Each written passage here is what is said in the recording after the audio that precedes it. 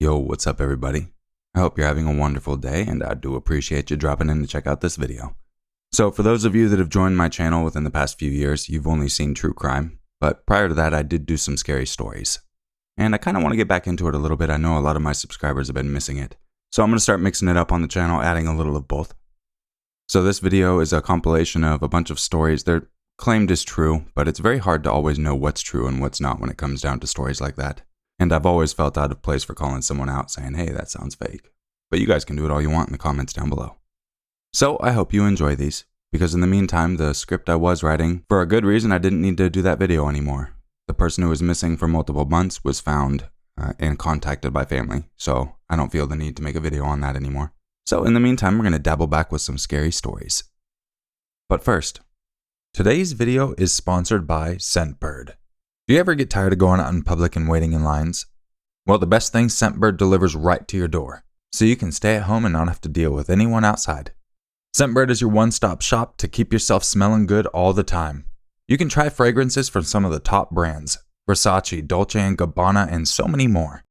Make sure to click the link in the description or the pinned comment or scan my QR code and use code 55Urmaker for 55% off your first month at Scentbird. That'll make your first month just over $7 and only $17 a month after that. And each fragrance has a 30-day supply, so you'll never run out in the meantime.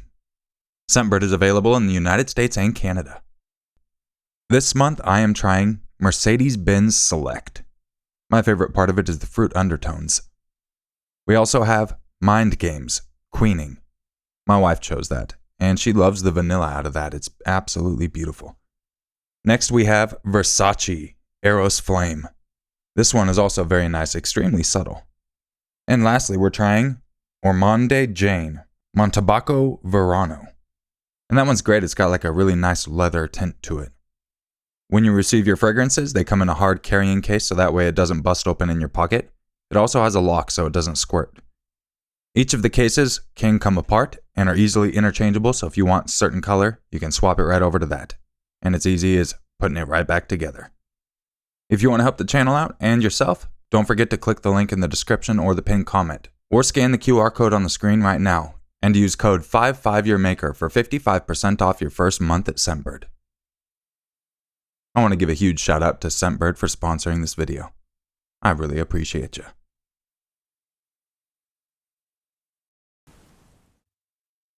This happened a couple of months ago now, but when it first happened, given how crazy it was, it took me a few weeks to collect myself enough to type it up and post it.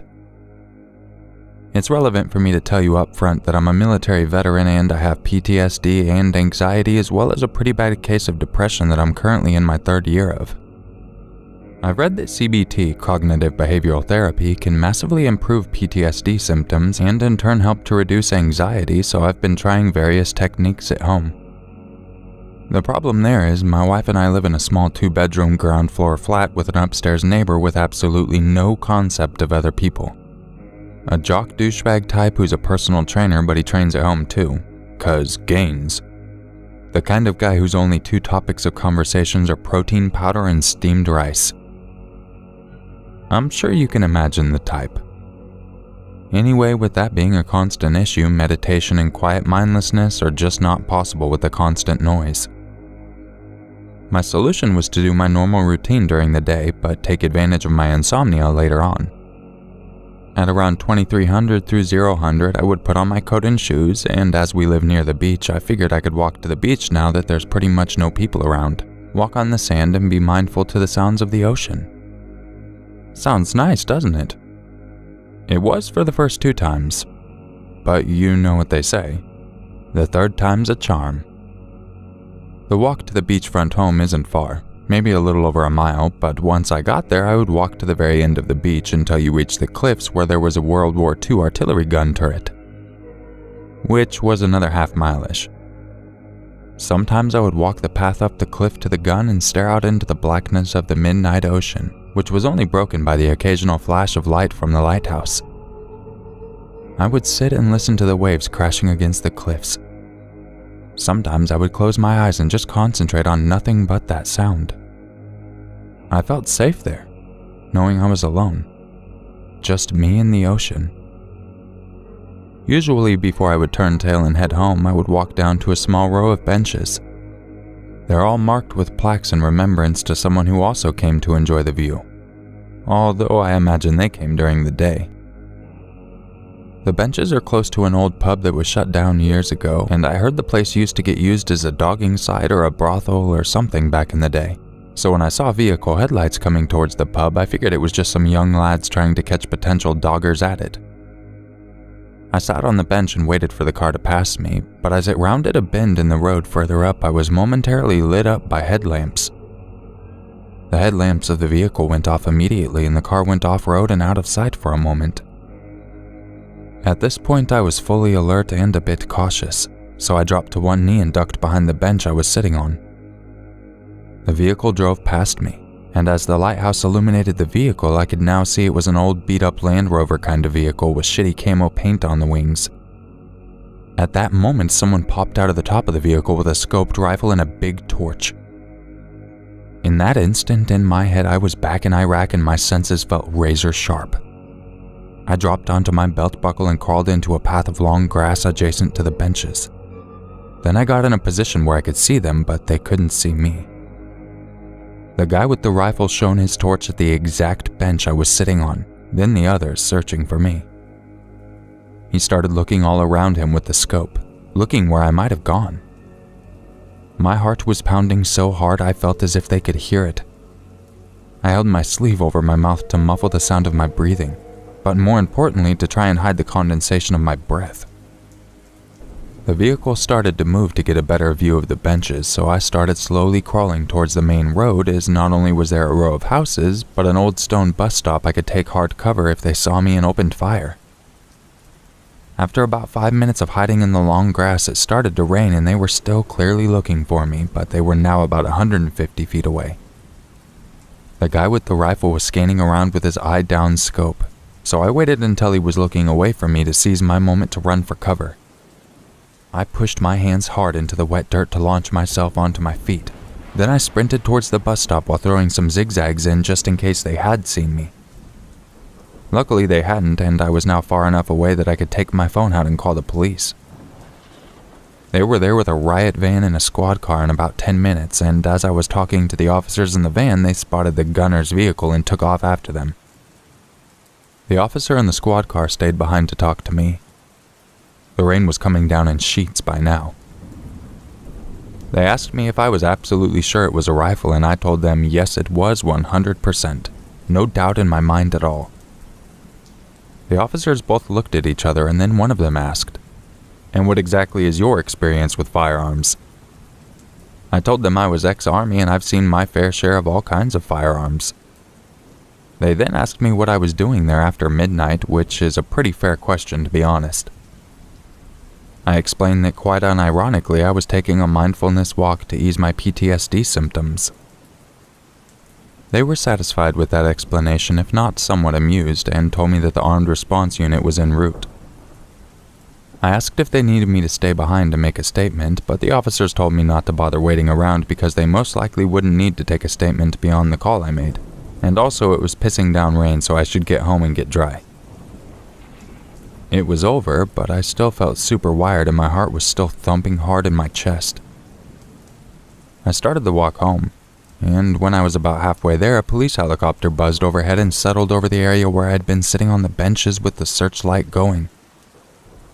It was right then it hit me like a shotgun to the chest. That happened. That was fucking real and it was here. What the fuck? My head started swimming. My heart was pounding twice as hard now and my legs felt like jelly and my lungs felt glitchy. I couldn't breathe properly. I dropped to my knees crying in the street in the pouring rain, the only light coming from a nearby street lamp with a flickering bulb.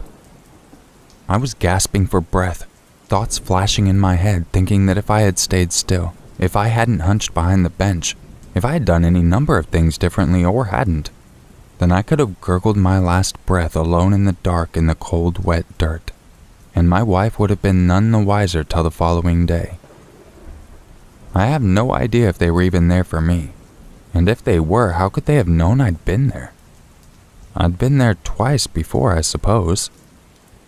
It's not like there's animals to hunt there beyond foxes. But why hunt foxes from a vehicle with a rifle and a torch at midnight? Anyway, I'm not ashamed to say that experience terrified me. I guess my army training helped me to stay alert and stay hidden, but I really don't know. I don't go walking at night anymore, and I have the occasional nightmare about the whole thing. A little update. So today I made a call to the local police to try and get an update on what happened. After a quick description of what the initial incident was, the officer on the phone, I assume she was an officer, was able to find the incident report right away. Basically, the first officers on the scene had confirmed that they had seen the vehicle and they had gone in an off-road pursuit. They said they'd given chase over difficult terrain for as long as they were able to. Then the vehicle turned off all the lights and made an escape using the dark as cover. The armed response units were called as a precaution and patrolled the entire area with a helicopter dispatched in order to try and locate the vehicle with heat cameras. Both teams were unsuccessful in finding them, as by the time they arrived on scene they had already gotten away. CCTV was also checked but yielded absolutely nothing. I told her I was sorry if they felt I had wasted their time and that I guess I had overreacted on account of my PTSD. She told me that as far as they're concerned, I did the right thing. She also said that there has been a few isolated accounts of gunshots having been heard in the area over the last few years, so maybe rethink taking my walks so late at night. I didn't have the energy to explain again why I used to wait until so late to go walking, but any advice about avoiding getting shot is good advice. So instead I agreed with her and ended the call. After I hung up, I just sat there a few minutes going over the whole thing in my head. It was most likely nothing when it was all said and done, but if nothing else, it's taught me that being hypervigilant isn't always such a bad thing.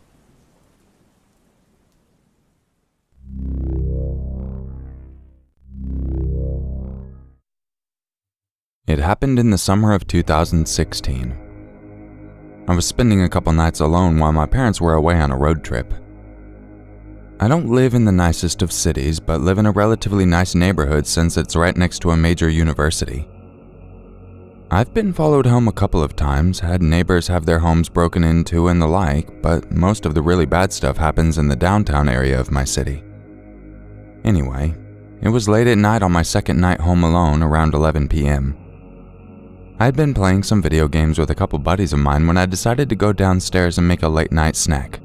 Cliché setting, I know. When you walk down my stairs, you make a 180-degree turn to walk down a short hallway that opens into my kitchen and living room.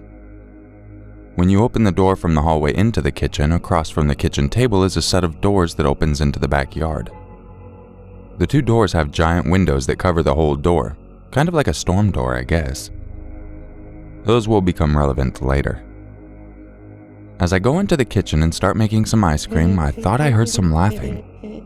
At first, I thought it was just my phone since I had been listening to a scary story podcast at the time.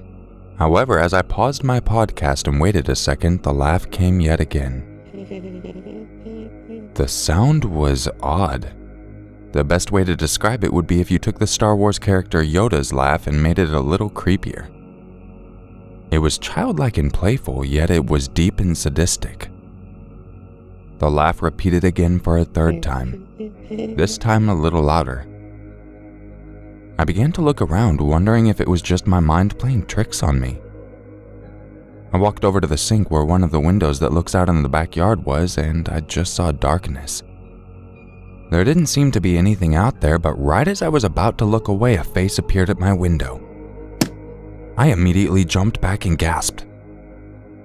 The face got closer to the window. It was a man, and he had a giant cartoonish smile on his face. He let out another one of those laughs and walked towards the screen doors next to the sink. He began to jiggle the lock, all the while laughing and tapping at the window. I bolted upstairs, locking myself in my room with my bow staff in one hand and my phone in the other. Just as the operator picked up, I heard the glass shatter downstairs and the laugh. That terrible, creepy laugh echoed through the house. I trembled and stuttered as I told the operator my situation. She told me to calm down and that an officer would be there soon. As I pulled the phone away from my ear for a second, I noticed it was silent. I stood there, the wooden floorboards creaking as my weight shifted. Then I heard it. That goddamn laugh. It was quiet at first, but then it got louder. I could hear the man walking up my stairs. The floorboards creaked louder with each step. It got louder and louder, and before I could realize what was happening, he was at my door. I stayed completely silent, ready for him to come in. He tried the door. The lock jiggled. He began to laugh even more as he started to bound on the door. The bounding got louder as he began to throw himself against the door. The latches started to give way. That's when I saw it. The flashing lights. The goddamn police had finally arrived. Before I knew it, they found their way in, and I just stood there frozen. The man let up on the door and just started laughing that terrible, creepy laugh. He laughed when the police got upstairs. He laughed as they took him outside, and I swear I could hear him laugh as he got into the car. The rest of the story is pretty much a blur. My parents came home early, we got the place fixed up, and the guy was convicted of breaking and entering. Now that I'm almost 18, it's just another scary story to scare my friends.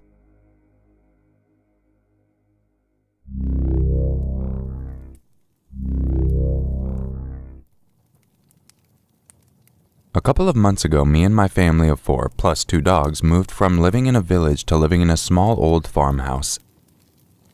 The house is a 10-minute drive from the nearest town, so it's not too far, but it's one of 2 houses in the area. The other house's occupants were in the process of moving out, so they were rarely home, with hardly anything surrounding it apart from fields. One tucked-away house and one road connecting us to the town. A few days after officially moving there and unpacking most of my stuff, my parents had to go to work. Their jobs usually mean that on the weekdays I have to wait until they finish work for them to pick me up and drive me home. On weekends, this means I stay home unbothered until around evening when my parents get home and my brother wakes up. He usually sleeps for 16 hours at a time due to his crowded schedule or something. On this particular weekend, my parents decided that after work they were going to visit a friend's house on the other side of the area. My brother was home but was determined to stay asleep and told me not to bother him under any circumstances. So basically, I had the whole house to myself for the whole day with no jobs or work to do, apart from like walking the dogs and stuff. So around 6 in the afternoon, it was already getting dark outside. Not so dark that you couldn't see anything, but dark enough that anything you could see was basically just a silhouette with vague features. I was watching YouTube in my room upstairs when I saw the headlights of a car slowly making their way down the very long road towards our house. My first thought was that something was wrong, but then I realized that the car was probably for the other house next to ours whose occupants were just moving out, collecting stuff or something. Due to me not thinking much of the car, I just continued to watch YouTube. Not even 2 minutes later, I hear the youngest dog sounding off downstairs. I instantly get the worst vibe I have felt in a long time, so I decided my best course of action would be to go downstairs and investigate what was causing the dog to bark. Since no one had been downstairs since morning, all of the lights were turned off and it was dark apart from the few lamps in the living room. I got downstairs, I looked to see where the dog was barking. Out the window. My dog had stopped barking as much since I was there now, but just to make sure everything was fine, I looked out the window to see what the cause of her distress was. When I opened the curtain enough so I could get a clear look outside the window, I saw a car still running sitting in front of my garden. It took me a second in the dark also to notice that the front gate of my garden was open. My garden is surrounded by a low stone wall with a wooden fence on a latch. I then realized that a man I had never seen before was standing just beyond the open gate surveying the house, looking through the upstairs window presumably for human activity. I stared in bewilderment at this person for what felt like a really long time before he turned and looked into the window I was staring out of. We locked eyes for about 3 seconds. He looked as shocked as I was. Moments later, he started running towards the car, and in my shock, I didn't know what to do except run upstairs to get my brother. By then, the dogs had made enough noise to wake my brother up, so I ran into his room and frantically yelled at him to come downstairs and look. by the time I managed to get him downstairs, the car had turned around and was pulling away. The road outside my house leads to a dead end, and it's pretty hard to turn around as there's not much space. It usually takes a minute. We saw the car speed off down the driveway, and we just stood there in shock for a while before any of us spoke. We decided I should call our parents to come home and explain what had happened. After around another hour, both my parents were home, and neither of them believed me, brushing it off as probably someone just lost, and told me there was no need to call the police, so I felt really dumb for a while. Fast forward about 3 days. I was in school talking to my friends, and I found out that on the exact same night this occurred, there was a string of serial robberies around the area. Mainly isolated farmhouses were hit. Since then, I've started locking the front doors even in the daytime, and I have a panic every time my dogs start barking or I see a car coming towards the house.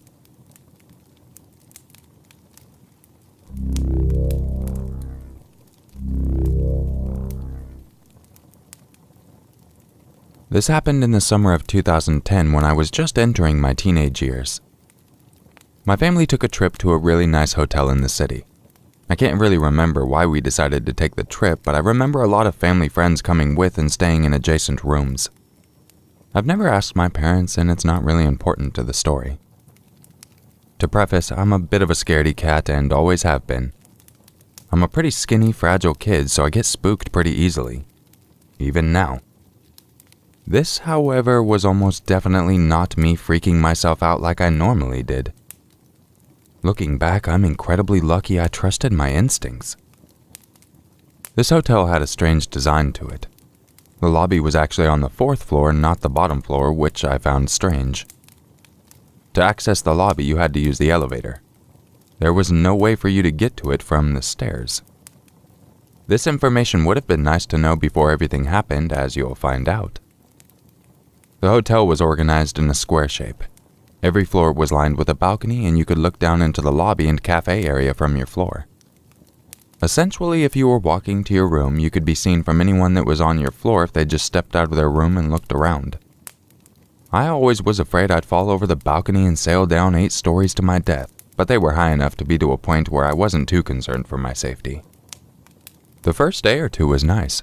My friends and I hung out and played cards all day or watched whatever was on TV. At night, we'd explore the halls of the hotels and tell each other ghost stories. It was a really fun time, even though I didn't fully understand why we were there. On the 3rd day, though, things got strange fast. I woke up to the sound of screaming coming from outside my door. Now, because of this hotel's design I mentioned, sounds from the lobby would echo all the way up to the top floor of the building. So when I walked outside to investigate, I immediately looked over the balcony to see what the commotion was about. I saw a girl laying on the ground, eggs and milk splattered everywhere around her. People were rushing to help her, and I heard a couple people telling each other to call 911. It seemed like the girl was unconscious. Maybe she had passed out or something. I scanned the lobby and saw that my family and a couple of my friends were in the lobby getting breakfast, all staring at the event in front of them. I decided I'd run down to meet them to find out what had happened. The elevator was on the opposite side of my floor, so I took the stairwell located right next to my room. We were on the 7th or 8th floor, so I knew I only had to take about 4 flights down. Not a big deal. I descended for a little while looking for the number 4 on the wall or the letter L. I passed floor 5, ready to find a door to the lobby. I took about 2 more flights of steps before realizing there hadn't been a door for the 4th floor, nor had there been a door for the 3rd or 2nd. Now, at this point, I probably should have turned back, but I continued down because I was tired and didn't want to climb back up. There were some weird side hallways that went into pitch black areas with a bunch of piping and wiring, and though I was curious to explore, I passed them by. I quickly hit the bottom floor, a dimly lit and cold room with cinder block walls and concrete floors. In front of me was a set of double doors.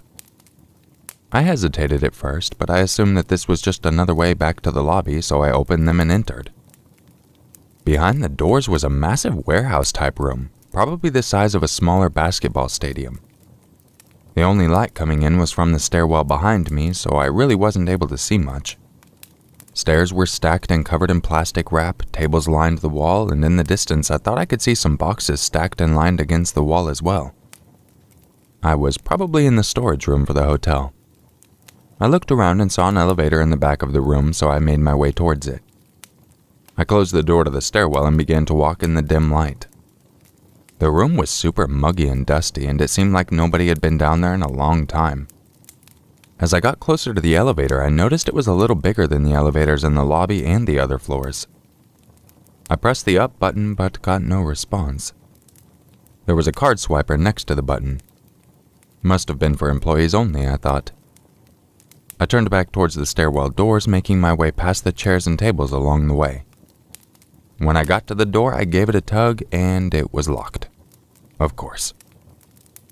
This is when things started to hit me and I realized I was stuck in the dark, dusty basement of a hotel. I didn't have a phone because my parents wouldn't let me get one until I graduated middle school, so I couldn't call anyone. Everyone likely assumed I was still asleep in the room, so I began to freak out, believing that nobody was going to look for me. I searched around the warehouse looking for other ways out. Some areas of the place were better lit than others, so I looked around in the areas I could see first before standing on the darker side of the room. There was one other set of doors that I found, but it happened to be locked as well.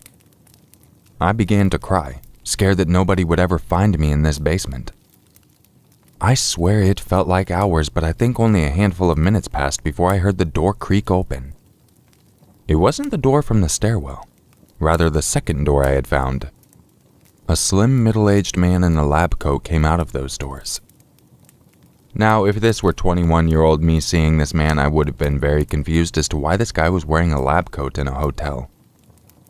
I was only 12 or 13 at the time, so I was immediately relieved at the sight of an adult who looked smart. I approached him, tears in my eyes, and he immediately looked surprised to see me, as you'd expect. "What are you doing down here?" he yelled. "I got lost on my way down to the lobby and I've been locked in here. Do you have a key?" I was shaking, eager to get out of there.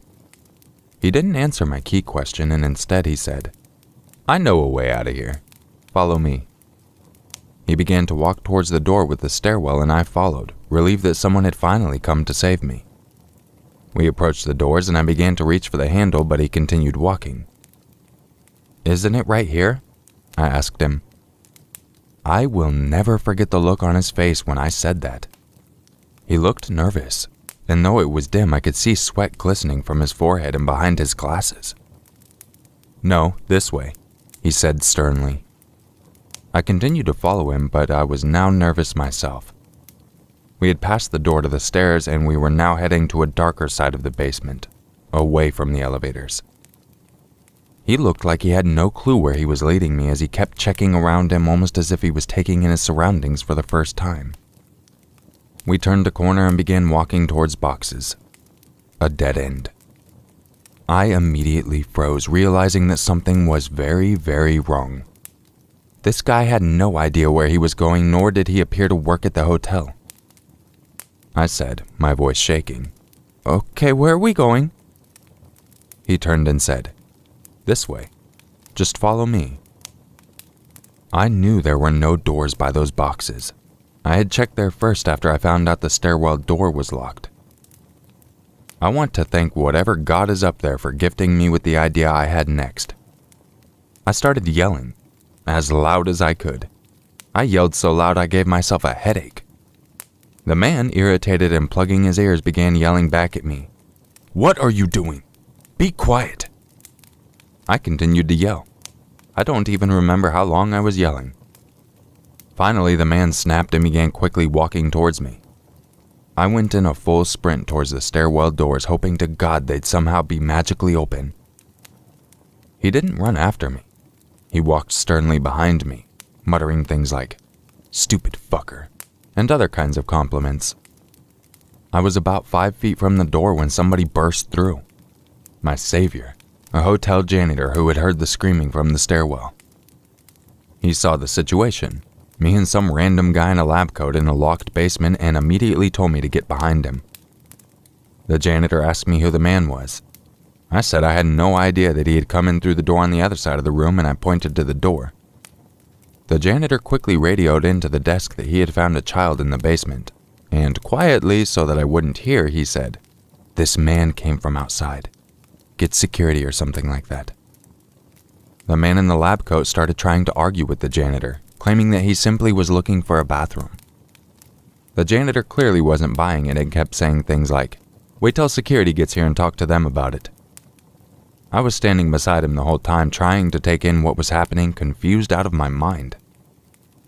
Eventually, an employee from the front desk arrived and took me back up the steps to the lobby, where I met with my family, who surprisingly had no idea I was missing. I told them the story, crying and shaking, and they hugged me tightly, thanking the employee over and over for their help. I never got to thank that janitor, though. Looking back now, I have absolutely no clue what that man was doing in the basement. I don't have any information as to what happened afterwards or who he was. I know for a fact that the incident with the girl in the lobby was unrelated. Something about low blood sugar. Not sure. I've thought about that day a lot, and the only explanation I can put together is that the door I had found in the basement led to the streets of the city where he must have wandered in from. I have no clue what his intentions were, why he was wearing a lab coat, or why he chose to pretend to know a way out. To be frank, this could have been just a huge misunderstanding of some sort, and I just chose a really bad time to get lost. But all I know for sure is that if I hadn't screamed my lungs out, I might not have been telling this story the same way. Or at all.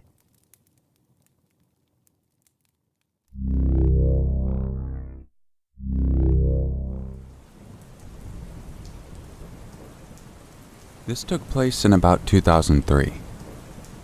I was working for the Memphis Police Department. Another officer and I got dispatched to a call where a homeowner woke up and found someone in his house and he had an axe. We got there and we were met by an elderly man in his night clothes holding a double-bladed axe with a red stain on the blade. As I secured the weapon, the old man said he woke up and found someone in his bedroom, so he went out and got his axe and hit them with it. My partner and I exchanged looks because there is no way an intruder would stay put while the old man went to get an axe. Then the old man hit us with the comment that the intruder was dead in the bedroom. My partner, who had previous military experience and served overseas in Iraq, went to the bedroom to check.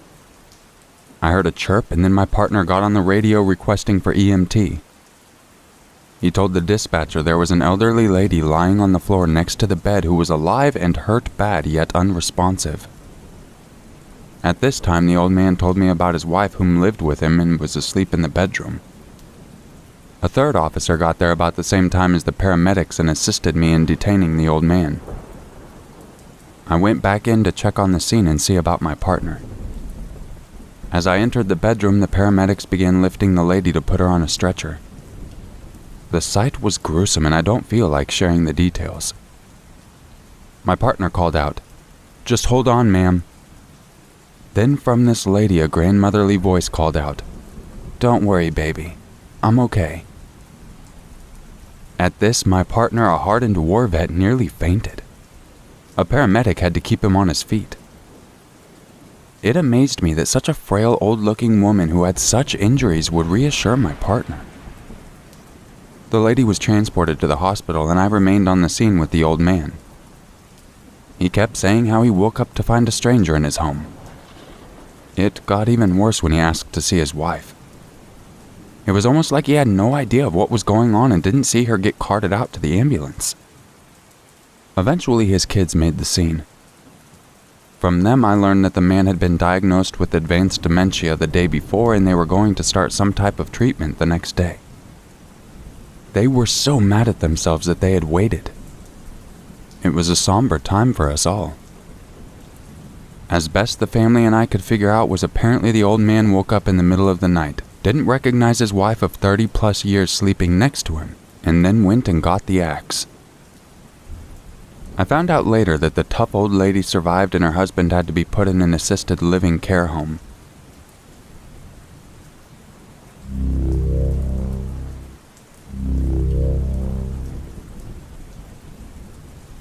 Have you ever seen someone bring a sword to what will turn into a gunfight? A mope goes to his estranged girlfriend's apartment carrying his Japanese ninja sword in what I speculate is an attempt to show her he has changed and given up his violent behavior. She answers the door and pleasantries are exchanged. When he demanded to be let into the apartment, unpleasantries are exchanged. She refuses him entry. She tries to shut the door, but he sticks his foot in the door, preventing it from closing, and unsheaths his sword. He makes a tactical error, not knowing the location and capabilities of enemy forces due to the poor intelligence gathering, and forces entry. The ex-girlfriend starts attempting to get him to leave because their children are home, and he slashes her shoulder with the sword. Now the wounded woman grabs his arm and her mother joins in the fray. They both try to disarm the swordsman. They both get hacked a couple of times with help from the woman's new boyfriend. The new boyfriend begins to wrestle the sword from the old boyfriend, who violently jerks it back, slicing both of the hands of the new boyfriend. The new boyfriend is bleeding profusely from both hands and he is pissed. Did I mention that the new boyfriend is an army recruiter? The new boyfriend assesses the battle and makes a tactical withdrawal from combat. He runs to the bedroom to introduce his little friend, Mr. Beretta 9mm, to the old boyfriend. Just as new boyfriend gets his weapon, old boyfriend, who is in hot pursuit, breaks down the door. The new boyfriend has taken a knee, raised up Mr. Beretta, and sent 2 messengers to stop this criminal act into the brain housing of the old boyfriend. The old boyfriend drops like a ton of crap. New boyfriend starts rendering aid to the wounded woman and got everyone outside. We arrived and called ambulances. When we went inside, there was blood everywhere and a couple pieces of flesh were hacked off. New boyfriend did ask us to check the people living above his girlfriend's apartment because he was afraid one of his rounds might have missed. The new boyfriend, girlfriend, and kids lived happily ever after. The old boyfriend got an all-expense-paid trip to the medical examiner's office.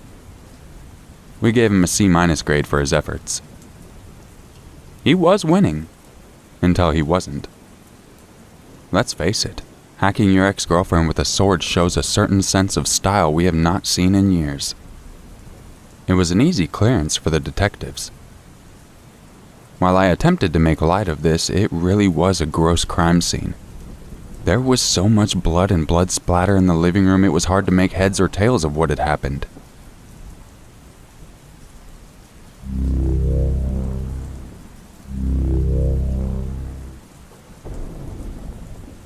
Except for this one incident, I'd say I had a rather pleasant time as a cop.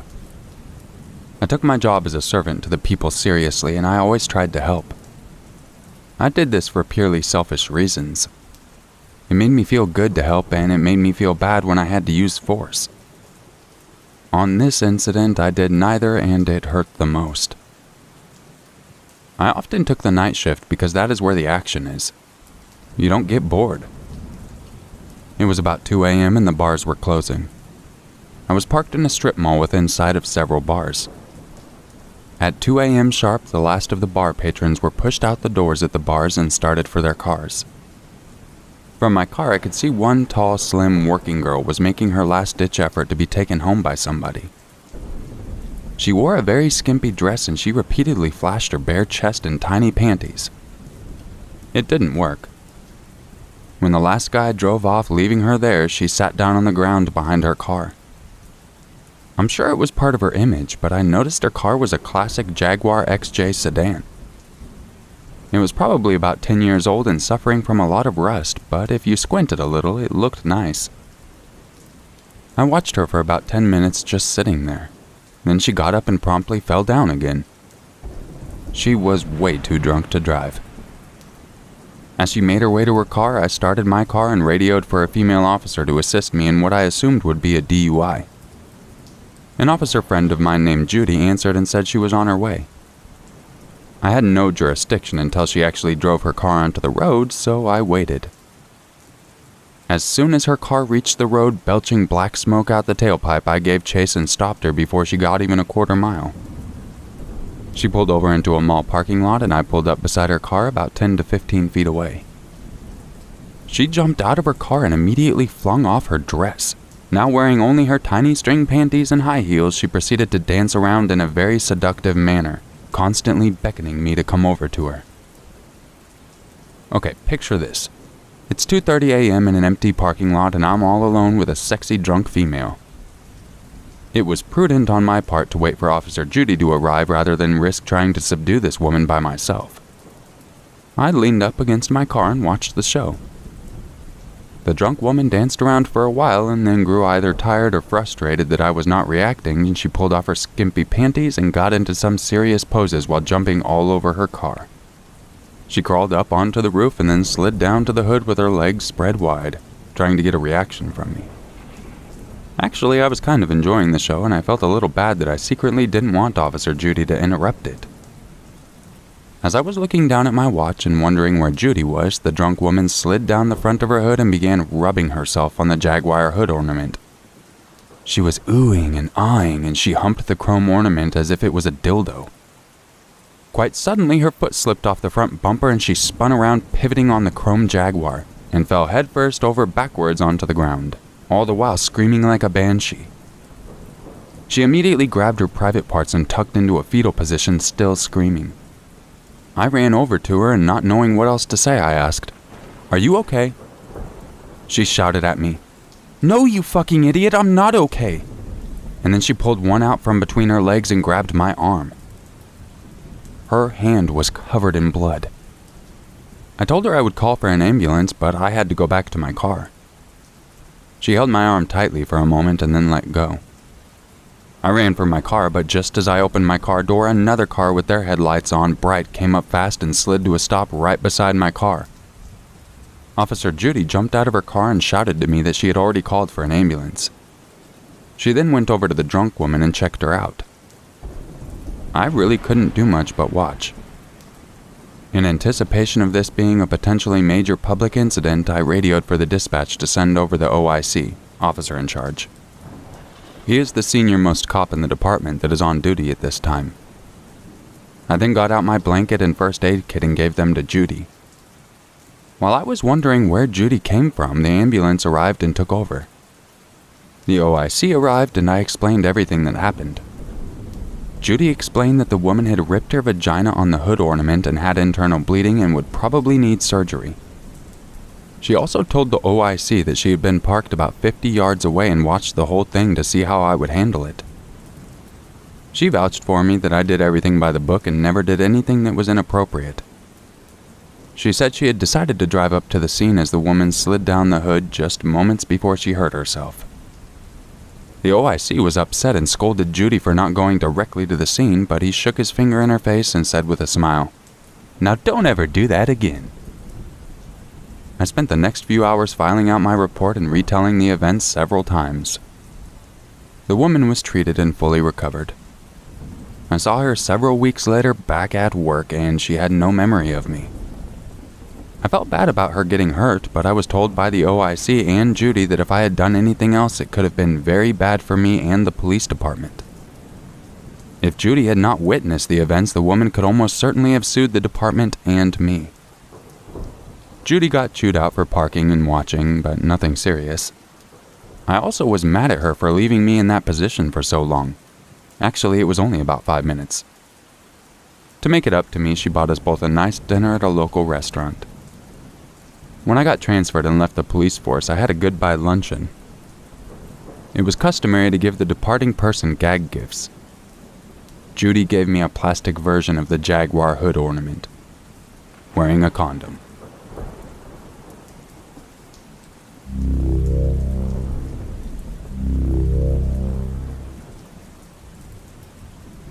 I've seen death. I've seen abuse. But nothing even comes close to the death notification I had to deliver.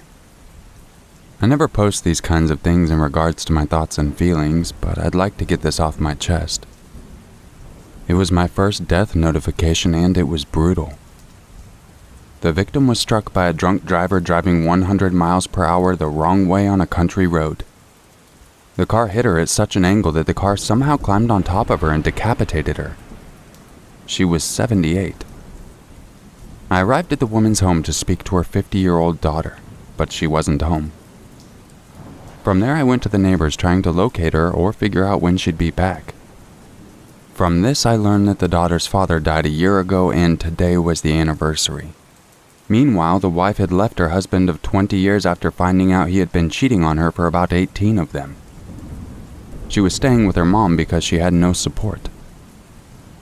Finally, about an hour later, I see her pull up to her mom's house. I approach the daughter and identify myself. She thought I had followed her to give her a ticket and then explained the difficult time she was having in her life and begged me to give her a break. I will never forget her wailing after I told her mom was dead. She crumbled in front of me and kept screaming for her mom. She said she couldn't do this without her. I sat with her and waited for her sister to arrive from an hour away.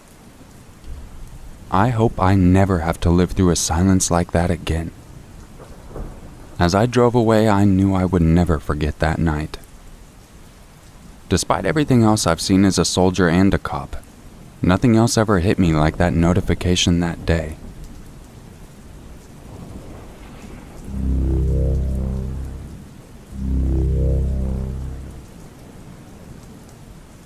On the 7th of March 2015, I was on duty in a marked police car. I was driving straight and traveling 40 miles per hour in a 40 mile per hour zone. I had the green light going through the intersection.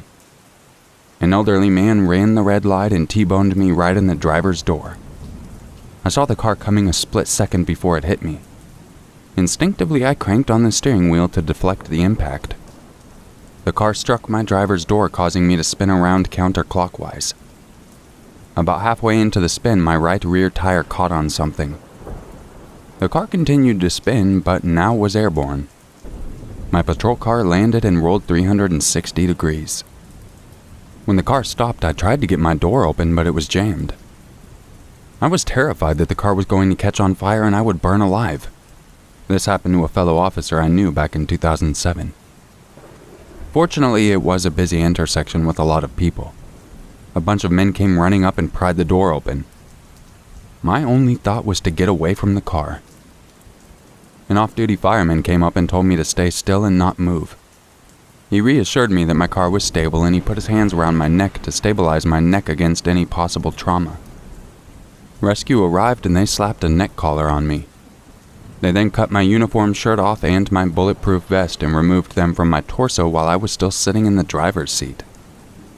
They then cut me out of my gun belt and slipped a backboard behind my back and then rotated me and pulled me into the stretcher. My face was all cut up with glass fragments from the windshield shattering. Glass fragments were embedded in my scalp. Glass shards were in my eyeballs. They got me transported to the trauma center and thank God I was released to go home later that same day. I did a lot of physical therapy and had to have an operation on my shoulder, but recovered 100% through the grace and mercy of God.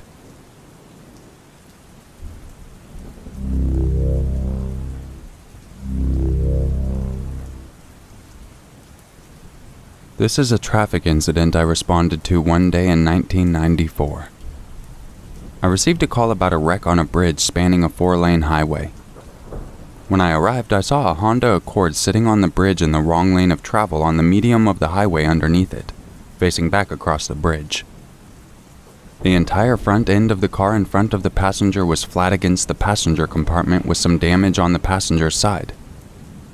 Across the bridge, I saw a bread van-type truck with the name of a large tool company plastered on its side. If you aren't aware, these trucks drive from shop to shop selling tools and taking orders. So needless to say, they are heavy. It was sitting in the correct lane of travel about 50 feet in front of the Honda and sitting over the outside of the shoulder highway underneath it, on its end of the bridge. Its front end was bent up but not smashed in very bad. I stop and go over to the front passenger window, which is no longer in the car, to check on the occupants.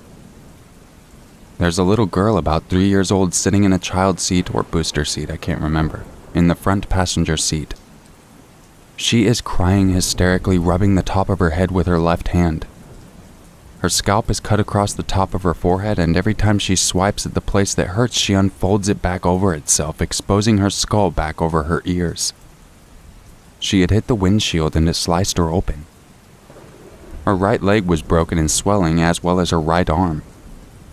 Mom was sitting in the driver's seat, dazed, just looking at me.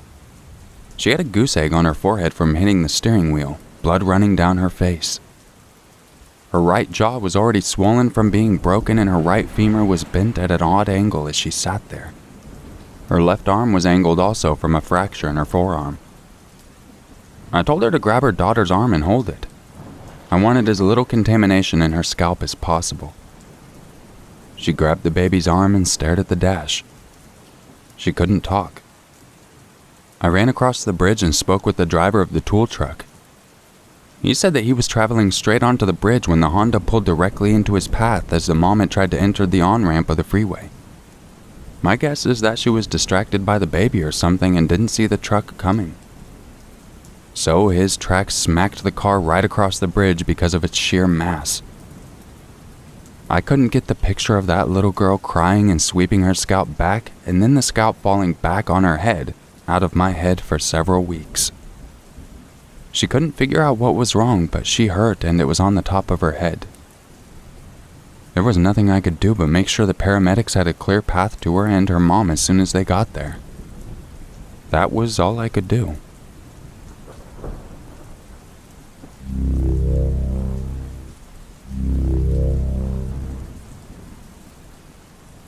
When I worked in narcotics, I would often be called upon to either work in an undercover capacity or set up and monitor audio and video electronic surveillance equipment. I was called back to my department from a task force assignment to work on a case involving a gentleman who was looking to hire a hitman to kill his wife. The detective working the case wanted to act as the gun for hire, but wanted me to set up and monitor an undercover car with audio and video surveillance equipment. The following night, this 50-something-year-old man meets with the detective/hitman and explains in detail not only that he wants his wife killed, but when, where, and how. He explains that she works a night shift and comes out at a specific time to take a smoke break. The man wants his wife shot in the head from a distance with a rifle. He agreed to a price and gave some money to the undercover officer and then left the meeting. Fearing this guy wasn't stable and might take matters into his own hands, we reached out and transported his wife from her job to the station. When she was told of her husband's plans, she became hysterical and went to pieces. He had given her no indication that he was unhappy with their marriage. Next, we had uniform officers pick up this gentleman killer. I got to do his interview. I discussed the situation with him for about 20 minutes and he continually denied trying to hire anyone to harm his wife. He knew we had the hitman at the station, but didn't know he was a cop. He accused him of lying and setting him up and even blackmailing him. I let this go for a while so anyone later listening to this recorded statement would see the depth of his lies. I then gave the signal for the hitman/undercover officer to enter the room. The door opens and in walks the hitman detective wearing his gun and badge. Well, the man just dropped his head in disbelief. The next words out of his mouth I still to this day cannot believe. "Well, she's got bad hips," he said, referring to her arthritis. So he was intending on having his wife murdered, shot in the head, because she had hip pain? We learned later, although not from him, of the more realistic motives including insurance policy, gambling debts, and a relationship with a prostitute. The case didn't need to go to trial as he pleaded guilty and was sentenced to many years in prison. But never before or since that day have I heard such a disturbing reason to murder your own wife as having bad hips.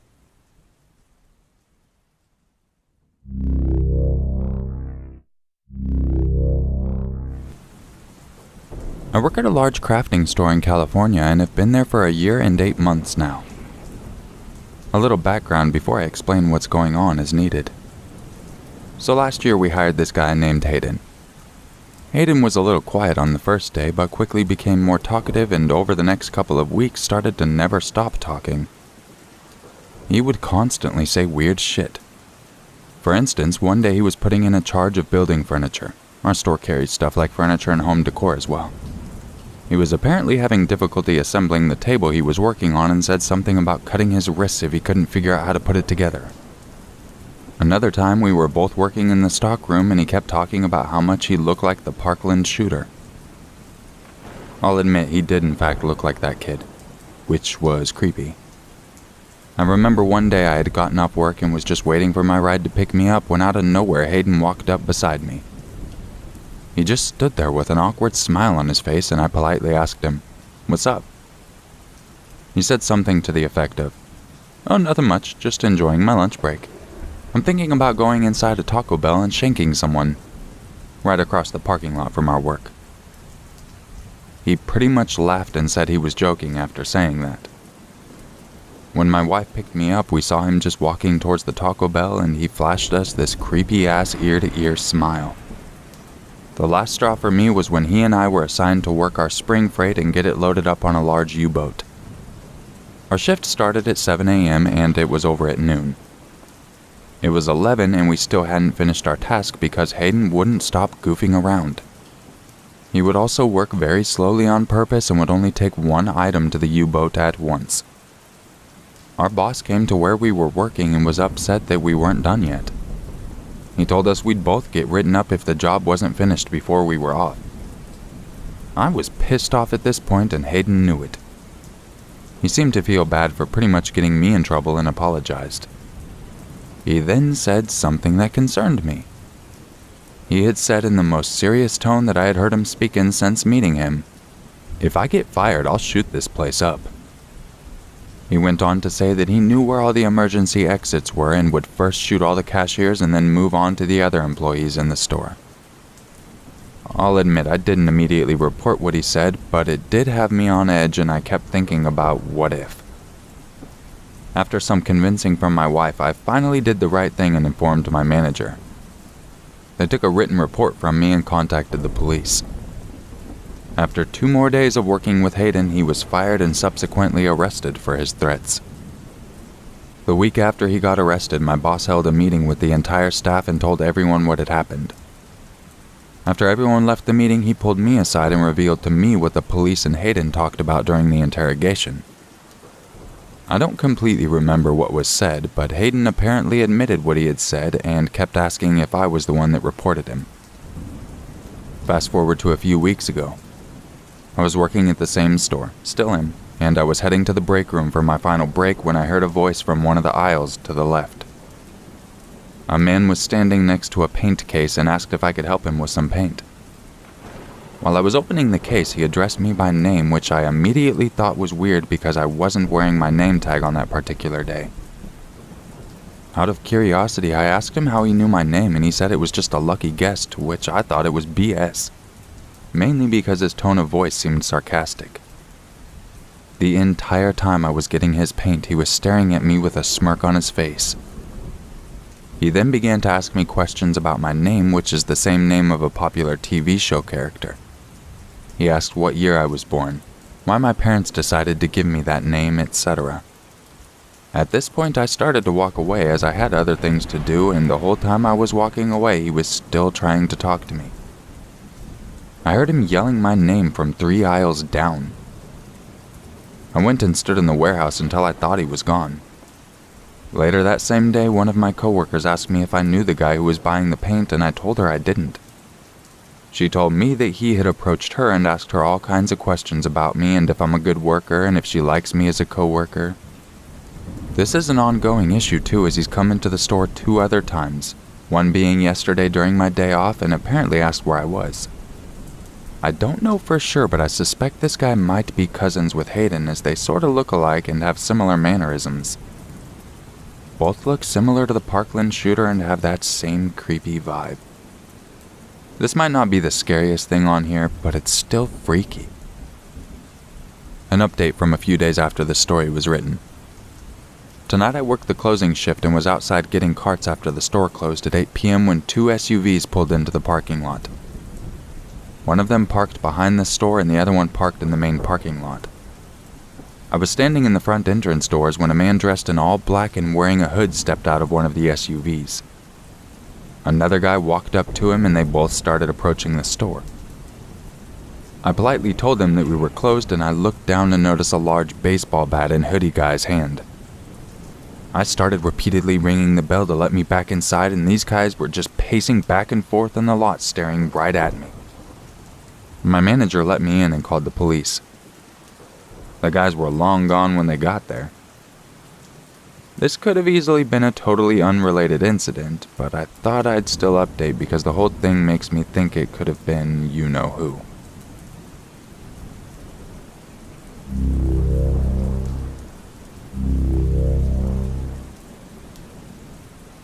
This happened about 2 or 3 years ago, but I still think about it every now and then when I'm walking alone and no one's around.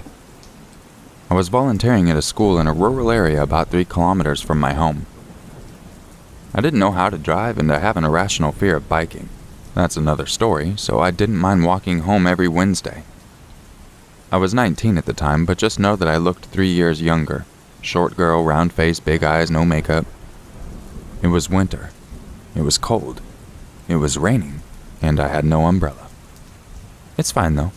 I like the rain, and I was covered from head to toe, so I enjoyed my peaceful walk with music blasting through my earphones. But as I was walking, I saw something in my peripheral vision that always scared me in a situation like this. A car slowing down, following me. I didn't know what to do. I tried not to assume the worst, and I turned to see whether that was the only car on the road or if there were any other potential witnesses in case something happened. Nope. Just this one car following me. No one else around as far as the eye could see. Then the driver lowers his window and I see his face. Old man. Seems to take care of himself. Unfortunately not weak looking. Eyes fixed on me. Where you going? Would you like me to take you somewhere? I take out my earphones. Huh? I had heard him, because at this point I had already turned down the music to be more aware of my surroundings. Plus, despite not wanting to assume the worst, I still wanted to buy some time to think of an out. Where can I run? Can someone hear me if I scream? Can anyone else see us? Where can I get help? Well, there was no one and nowhere to run or really hide. I was walking in this very rural area on the side of the road that had one field on one side and woods on the other. There was just one abandoned house up ahead, so I tried to reason with myself. This man is probably just concerned that I'm visibly walking a long distance, right? So I say, "Oh, no thanks. I'm fine. I like walking." "Oh, no, I don't care about that. I just want you to get in the car." What? Maybe he's concerned because it's raining and I don't have an umbrella? No thanks. I know it's raining, but I like the rain, so I'm okay. No, I don't care. I just want you to get in the car. I'll drive you where you need to go. For fuck's sake. Really? I'm giving this potential kidnapper 2 excuses and he doesn't take them? His intentions are becoming clearer and clearer. I can't ignore this anymore, and he never breaks eye contact. Like he's analyzing my every move and reaction. I'm starting to notice that his smile is starting to become more sinister too. Is it just my fear tricking me? I'm trying to look as friendly and naive as possible because I don't want him to realize that he can't trick me to getting into his car and his only choice would be to use force. Remember, no one can hear me if I scream. Listen, I just want to talk to you. Can I? Well, okay, what is it? No, I mean, I want to talk to you properly. Get in the car. I just want to talk to you. That's the only moment he breaks eye contact, and it's to slowly look at me from head to toe. Well, you know what? How about I park a little bit further and you can join me to have a chat? Sure, I don't know if you'll find a place to park anywhere close, but go ahead if you want, sir. I'm only walking straight anyway. Perfect. See you there? Yes, sir. He smiles and drives away. I wait for his car to be far enough so he can't see me, and I immediately turn to run to the abandoned house to hide while I make a call for my mom to come and get me. Police wouldn't do anything since I'm not in immediate danger. We've tried to call them once after some serious threats from a stalker, and they just told us only to call if the stalker was on our property. That's another story. I explain everything to my mom, and she tells me to send her a screenshot of Google Maps with my exact location just in case something happens, and to stay hidden while keeping an eye on the road to see if the man's car appears again. I'm about to end the call when I see his car drive by again. And what do I see? He's looking right at me as if he already knew exactly where I was hiding, waving at me with a smile on his face, still with this trying very hard to seem friendly vibe. He knows I'm hiding and on a call with someone now. He knows I wasn't as naive as I was pretending to be. Then he just drives away. My mom's still on the phone with me, so I tell her what just happened and she tells me to stay calm and wait for her. We end the call, I wait, and he doesn't come back again. My mom's car appears much faster than I anticipated. I get in and we go home. I still can't wrap my head around what exactly happened or what could have happened.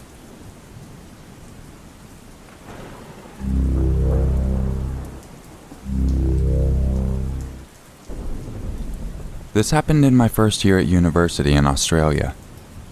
I was moving out of home for the first time, and I think this made me very, very naive in this situation. I was a 20-year-old female. I found a cheap place in the city near my workplace and university at the time. $150 for a room in a share house only 20 minutes out from the CBD. It seemed like an awesome deal to me. I messaged the landlord and told her that I was interested. Before she gave me a time to come and inspect the place, she seemed overtly interested in my ethnic background. I'm half Ethiopian, so I definitely don't look white, but when I told her I'm Australian, she suddenly became withdrawn. I thought it was strange. Maybe she thought I was lying because she had seen my profile photo on flatmates.com, so I explained my background. She seemed satisfied with my answer, and we organized a time for me to come and see the room. I will call the landlord Denise. Denise showed me around and talked as if the place was already mine, which I thought was exciting. There was a main house with 5 bedrooms, a caravan on the side, and a granny flat behind it with 3 bedrooms, which is where I would be moving in. The main house and the caravan were full, 7 people living there, but only one of the rooms in the granny flat was occupied.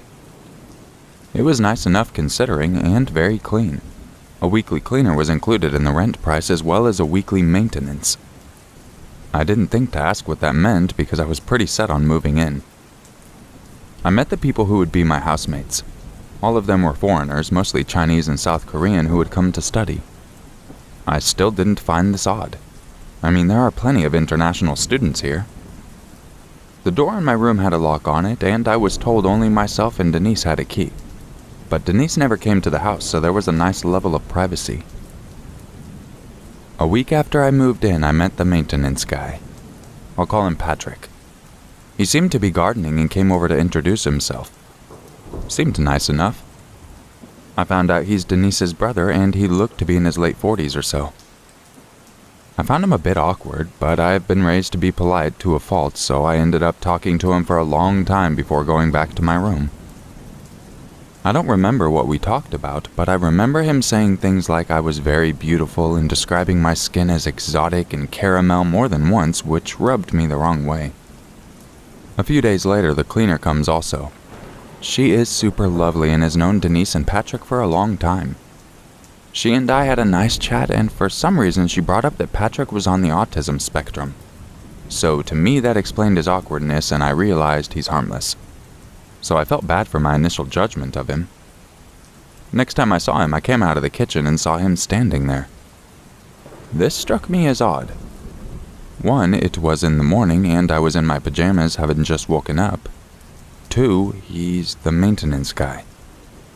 I don't understand why he should be inside. But I still felt bad, so I just smiled and said hello. He turned and seemed startled, but explained to me he was just taking out the trash. I saw that he had replaced the bins in the kitchen, so I was just like, oh, okay, he was just trying to be nice, I guess. But I told him he didn't really have to do that. He just kind of insisted, and I was like, alright, whatever. Ended up talking to him again. Again, he seemed to have a weird fixation on me being exotic, even though I had told him I was born in Australia. But mostly he was just generally asking how I was finding the place, and he reiterated that everything was super safe, and for some reason brought up the keys to my bedrooms. He said to me Denise and him had keys, I didn't say anything out loud, but in my head I said, "Wait, since when does he have a key?" But I still kinda brushed it off. Cut to a few months later. I work about 4 to 6 days a week, casual, as well as going to uni 4 days, so I'm rarely there during the day and lock the bedroom door before leaving every day.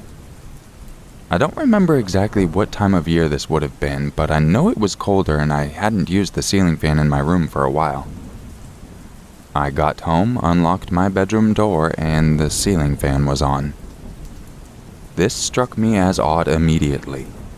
I knew I hadn't turned it on in forever. I was very, very confused, and thought I'd turned it on while leaving and just didn't remember. I brought it up to my roommate and she just kinda shrugged and said that's odd, but didn't seem weirded out by it, so I figured I was overthinking it. Note that I kept to myself a lot. I wasn't close with any of my roommates and only talked to this woman occasionally. A few weeks later, I'm leaving work and I have a very strange feeling while walking to the front gate of the house. For some reason, I turn around and I see Patrick hiding behind some bushes staring at me. As soon as he's caught, he turns and pretends to be gardening. In the moment, my mind actually kinda went blank. I was like, surely he wasn't watching me. All I did was frown and wonder why he would stare at me like that and then pretend that he hadn't been. I come back later in the day, unlock my door, walk in, and again something is off. But this time I can't put my finger on it. I stand in my room looking around, staring at everything in the room, but I can't find anything. When I realize that I didn't know what I was looking for, I feel creeped out and leave my room and tell my roommate again that I thought someone had been in my room. This time she sat down with me and basically said she thought someone went in her room recently too. We chatted and she said that she had left her back bedroom window open and she went to work, and when she came home it was shut. I brought up the fan again and my roommate said maybe we should let Denise know. So I texted Denise and said something along the lines of, "I think someone's been going in my room because of these events," and my roommate said the same thing. I exchanged a few messages with Denise, but the general response from her was just, "Oh wow, that's so bizarre." Again, being super naive, young, and too polite for my own good, I assumed I was overreacting and didn't want to seem like a bad tenant. Thankfully, it turns out Denise was more sympathetic than I realized because she said she was going to have the locks changed the next day. I was like, "Yay, thanks," and assumed that would be it. But in my head I was thinking, only 3 people have keys. Me, Denise, and Patrick. So if someone's been coming in, wouldn't it have been one of us 3? Which is why I didn't feel good when Patrick showed up the next day to change the lock himself, being the maintenance guy and all. I ended up leaving while he did the change. Got a text later saying it was done and new keys were in the mailbox. Fast forward. I had now been at this place nearly a year. By now I was aware that Patrick seemed to come over about twice a week and he always came inside the house to take out the rubbish, but never really seemed to do maintenance work. I chalked it up to Denise giving him a job because he couldn't find one elsewhere, and I tried to avoid him. As far as I remember, nothing else seemed strange. Until now. I come home from work and walk into my bedroom, and while I'm getting my clothes to shower, I notice something very, very strange that was definitely not there when I left. There was a whitish, pale gunk kinda splattered upwards on the wall and the floor. Honestly, my first thought after looking at it for a while was like, that looks like donut glaze or something. I leaned closer to it, but still didn't register what the stuff was, only that I definitely hadn't spilled anything there at all. So again, I got creeped, went to the kitchen to grab a Chucks and wipe it, when I had a thought like, wait, is that semen? I really didn't know what to look for, but as soon as I had that thought, nothing could convince me otherwise. And again, my door had been locked. Only myself, Denise, and Patrick had keys. My roommate wasn't even home, but I called Denise right away. She didn't answer, so instead I messaged her and basically said someone had been in my room and there was some weird stuff splattered on the wall.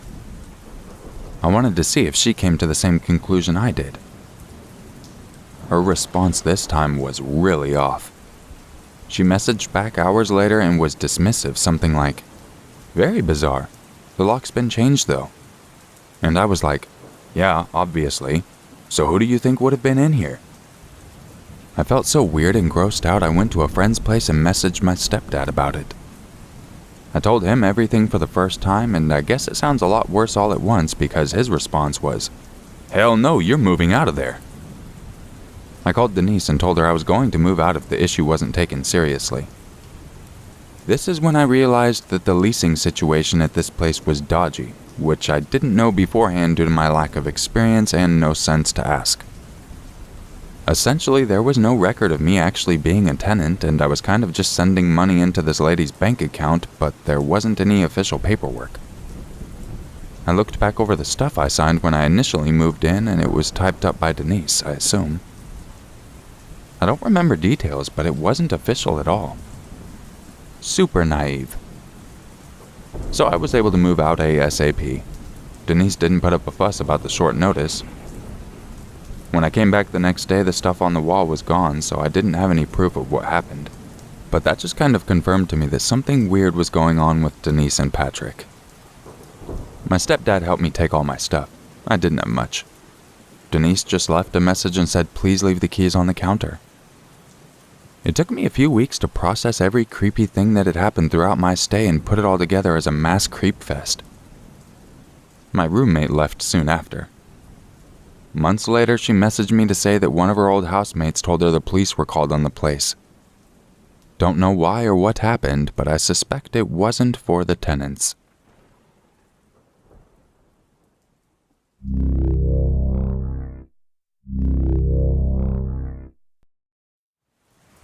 I came over from Serbia at the age of 13 with my mother. My older brother, who was 15 years older than me, had lived in America for a few years and had sent for us. My mom wouldn't be staying, although at the time I wasn't aware of that.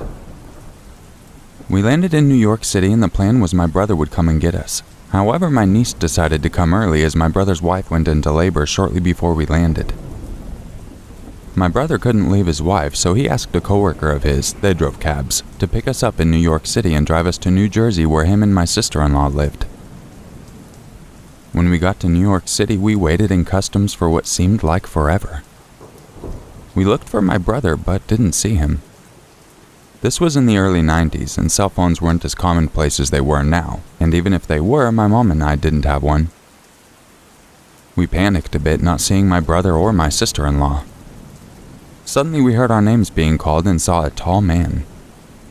He introduced himself in perfect Serbian and explained he was good friends of my brother's and then told us about the baby. He said he'd be driving us the 2 hours from the airport to my brother's home. My mom relaxed and they happily began to converse about the baby, my brother, and America. I, however, just felt off. This guy gave me bad vibes, and regardless of my brother's friendship with him, I felt distrustful of him. We drove for a good hour and a half when he announced he was going to take us for breakfast. We hadn't eaten in over 15 hours, so we were starving by then. We pulled up to a house and my mom and I were confused. He insisted cheerfully his wife was cooking us breakfast and after we'd drive the rest of the way to the hospital to see my family. My mom shushed me when I whispered something didn't feel right and told me that we needed to be grateful for the hospitality. We were led up into the house. It was dark and dirty. Suddenly, I think my mom finally got a bit nervous and started insisting he take us to my brother. Out of nowhere, the guy grabbed my mom by the wrist and told her that he needed a wife to take care of him and his house, and when he heard my brother tell the others at work she'd be coming in to stay, he knew he'd found a wife. I, at the time, was a scrawny little scamp of a kid, and I tried pushing him off my mom, but he hit me so hard I saw stars. At this point, we are terrified. Neither of us spoke English, we only knew my brother's home number, and he was at the hospital. Also, in Serbia, you don't dial 911, so even if I could, I didn't know that's how I'd call the police. He tells my mom she's to clean and cook for him, and he takes me to the basement where I was locked in what I now know is called the laundry room. I banged and cried and yelled, but it was so far down in the basement, everything was muffled. For a week, we were kept in his house. He'd lock us in the basement after my mom cooked him breakfast, and he'd let us out when he'd come home at 4. If we had to use the restroom, there was a bathroom, but that was it. Just a bathroom and a laundry room. It was freezing cold there, and even us huddling together under a blanket did nothing. One morning I discovered a small window by climbing on some boxes. I managed to open it, and my mother insisted I squeeze through it. I didn't want to leave her, and besides, how would I get help if I couldn't read nor speak the language? However, I didn't want to live this way the rest of my life, so I did as she asked. I ran once I got out, and I'm sure I was a sight. A scrawny boy with no shoes, only wearing shorts and a t-shirt in the middle of November. However, that is what saved us, as several concerned neighbors tried to get me to come with them, and I wouldn't. I was terrified, and I kept trying to get them to follow me. The police were called, and a very nice policeman tried to get me to go into his car. Then I saw the man who'd taken us drive up in his taxi. He saw the cops and took off. That's when I made a run for his house to get my mom. Needless to say, the cop and his partner ran after me, and my mom was rescued. It took another 4 hours for them to find someone who spoke our language for us to tell them what had happened. A warrant was issued for the man. My brother was contacted. His friend had told him that we had never showed up, and my brother had been frantically calling back home in Serbia to find us. He drove up to get us and give the cops information on his supposed friend so they could find him. They never did find him. Back then, before 9/11, it was easy for someone to disappear. However, it made me distrustful for a long time of people and their intentions. My mom grew homesick, and she ended up going back to Serbia. I stayed and finished school. I ended up becoming a cop in the military thanks to the nice officer that helped me all those years ago. I think of that guy who kept us prisoner every now and then, and honestly, I wouldn't mind meeting him now. I just don't think he'd want to meet me.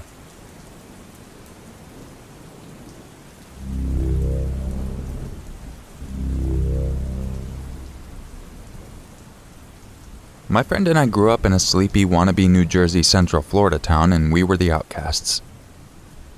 We had met in 6th grade when I overheard her talking to another classmate about bionicles, my 11-year-old self's passion. We became fast friends and soon were inseparable. Soon began the gauntlet of sleepovers, birthday parties, and family gatherings. We were practically siblings. She was the only person I'd come out to as bisexual, and in turn I was the only person she told about being trans. Her home life was tumultuous, though I can't say mine was any better. We often had a habit of taking refuge at each other's houses. Like I said, we became like siblings. Her father was an alcoholic, strict, and prone to physical discipline. Her sister was a stuck-up girl who had gravitated towards the hicks and jocks when we entered high school, and her mother was a pseudo-vegan hippie love child held over from the 80s. When I was 23, herself 22 at the time, we had another long night of sleeping over in order to let her escape yet another fight with her mother. She had recently lost her job at Walmart, and I was going in for my first shift at Taco Bell the next day. On our drive home the next morning, she excitedly told me that now that she has her own vehicle, she would be applying at pizza places that were in need of a driver. I was proud. It was the first time she'd hunted for a job on her own, as I'd usually been the one to coax her to apply when I was working. Not that she ever lasted very long. My first day of training goes quite well. My coworkers are friendly and try to get me to talk more. My manager likes to playfully embarrass me, a fat white guy, by trying to get me to talk hood to the other coworkers. Being a training day, it wasn't a very long shift, but I had been up early in anticipation as this had been my first day on a job in a few months. I got home at around noon, informed some of my internet friends that my first day went well, and around 5 p.m. I started to bed down, drained from a good day. As I'm preparing to lay in my bed, I get a Steam message. Her lamenting about another fight with her mother and asking if she could come over. Now, I had started to grow a bit weary of the fights on their end. I had begun to repair my relationship with my family and a few friends, and I had given her advice many times on how to better approach things. In my infinite wisdom and eagerness to sleep, I left the message on and drifted off into a slumber. Around 8 p.m., I am awakened to her bursting into my room in a panic. Having been ripped from a dream, I was groggy and disoriented. I dragged myself to my bathroom to relieve my bladder and made my way back to my room to find her rocking back and forth on my bed. It was at this time that I noticed she was covered in blood, so I asked what happened. She informs me that she saw someone murder her mother with a knife. My mind goes blank. In the deepest part of my mind, alarm bells start ringing. Isn't the rocking back and forth a little overdramatic? Why didn't she call the police? But this was my best friend. I've known her for over a decade, and we're the only two people in the world we could count on. I suppress it and go inform my sister and my stepfather. My mother had passed the year prior, and it was roughly a month to the anniversary of her death. We were all in a dark place, antisocial as always. It was the only way we knew how to handle emotional issues. When I inform my family, they immediately go to the same place I had, though they were far more vocal about it. I offer excuses I knew myself were flimsy and returned to the room, phone in hand. I convince her to call the police, and I can hear her explaining the details over the phone. A man in a black ski mask. When the cops arrive, she swears up and down it's most likely her father. They send cars over to check on the crime scene and take her in for a statement. I ride with her in the back of the cop car over to the sheriff's office. It gets to be around 2 a.m. Her sister was brought in, as was her father. I have to work the next morning and request to be taken home by a police officer. It takes me a while to go to sleep that morning. The next day at work, I'm quiet, until my manager asks me what had happened. I informed him, but decided to work the rest of my training shift. When I get home, my sister informs me she had confessed. Her mother threatened to kick her out for not being able to find a job, and in a rage she had taken a kitchen knife and stabbed her repeatedly. My mind froze like a bad computer, and I turned to face my monitor.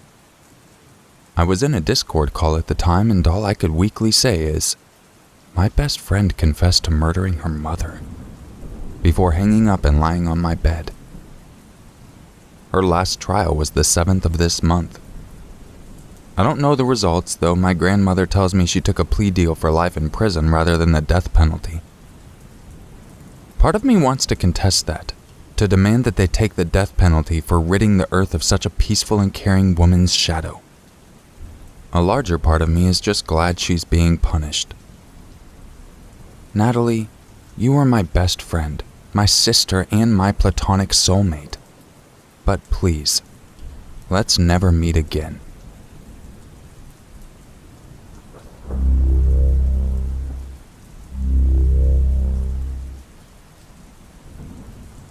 This story takes place during my senior year of high school when I still lived at home with my mom. It was a Saturday, so I slept in as any teenager does, and my mom left for work early that morning, so I had spent my day at home alone. I decided to do some cleaning around the house, and when I realized we were out of paper towels, I went down to the garage to get them since that's where we kept our extra things. My mom lives in a 3-story townhome where the main floor is on the 2nd floor and the 1st floor is just a small entryway at the bottom of the stairs and 2 doors. One is the front door and the other door leads to the garage. So I walked down the stairs and opened the door to the garage, going to flip on the lights, but I realized I didn't need to. The garage door was wide open and letting in a lot of daylight. Maybe to some this would be no big deal, but my mom lives in a not great part of town and is adamant about closing the garage door when she leaves. I remember feeling weird about it since it was so unusual, but chalked it up to my mom just not realizing it, or maybe something had rolled under the door so the automatic sensor kept it from closing completely and she drove away without realizing. I looked over into the dark corner of the garage where the boxes were stacked and the paper towels were stored. For some reason I couldn't get myself to walk over there and grab them. I do have a slight fear of the dark, so I figured that caused my sudden hesitation. I just stood there in the doorway and pressed the garage door button on the wall and watched it close completely.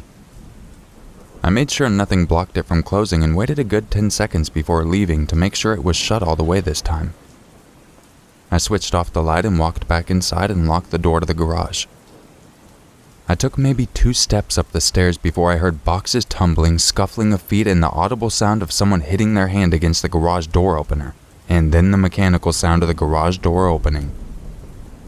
I noped it up the rest of the flight of stairs and just stood at the top step for probably 20 minutes just shaking. It wasn't until my mom got home and asked me why the garage door was left open that I went back down. Other than my mom's car now in the garage, it was completely empty except for the boxes in the corner where we stored extra things for the house.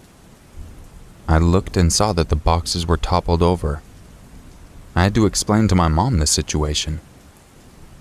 I'm so glad my gut told me not to go into the dark corner of my garage.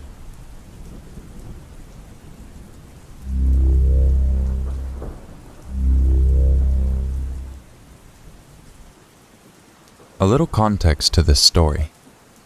I grew up in a rural area, in a rural town, in a rural state in Brazil. A place can't be much more isolated than that.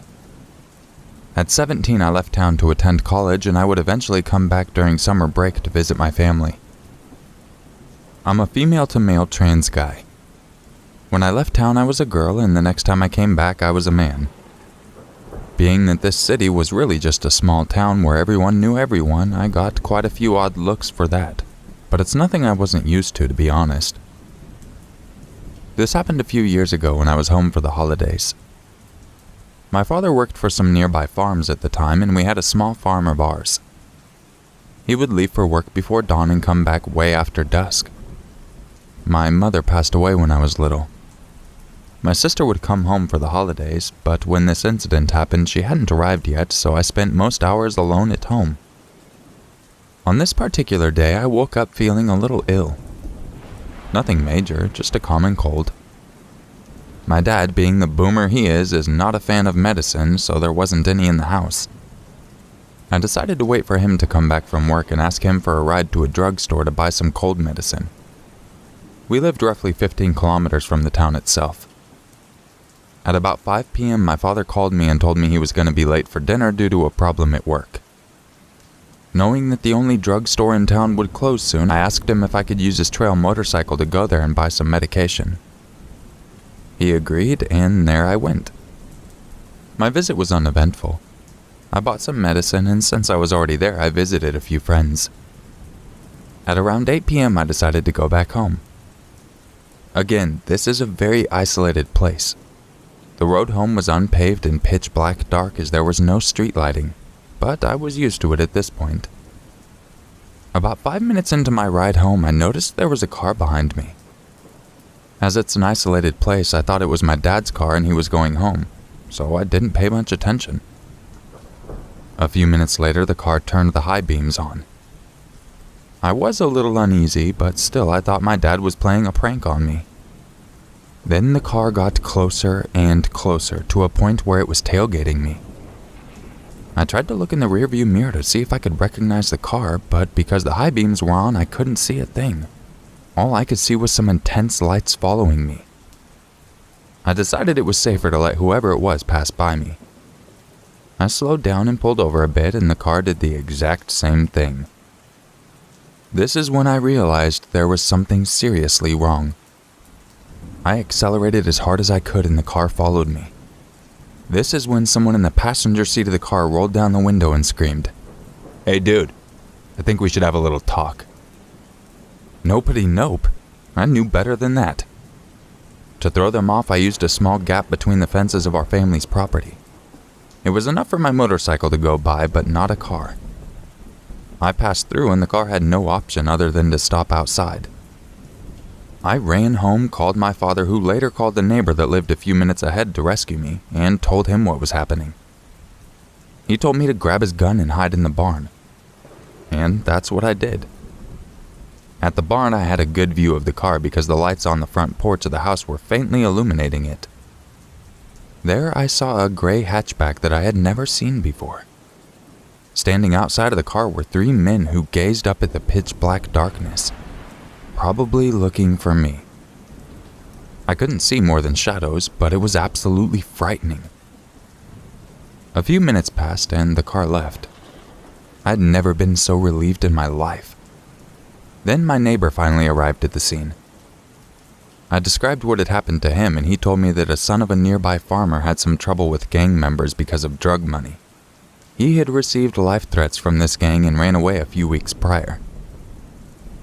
What probably happened is the members of said gang were after him and had mistaken me for him. So if I would have stopped at that moment, I would have been executed at point-blank range. That's for sure.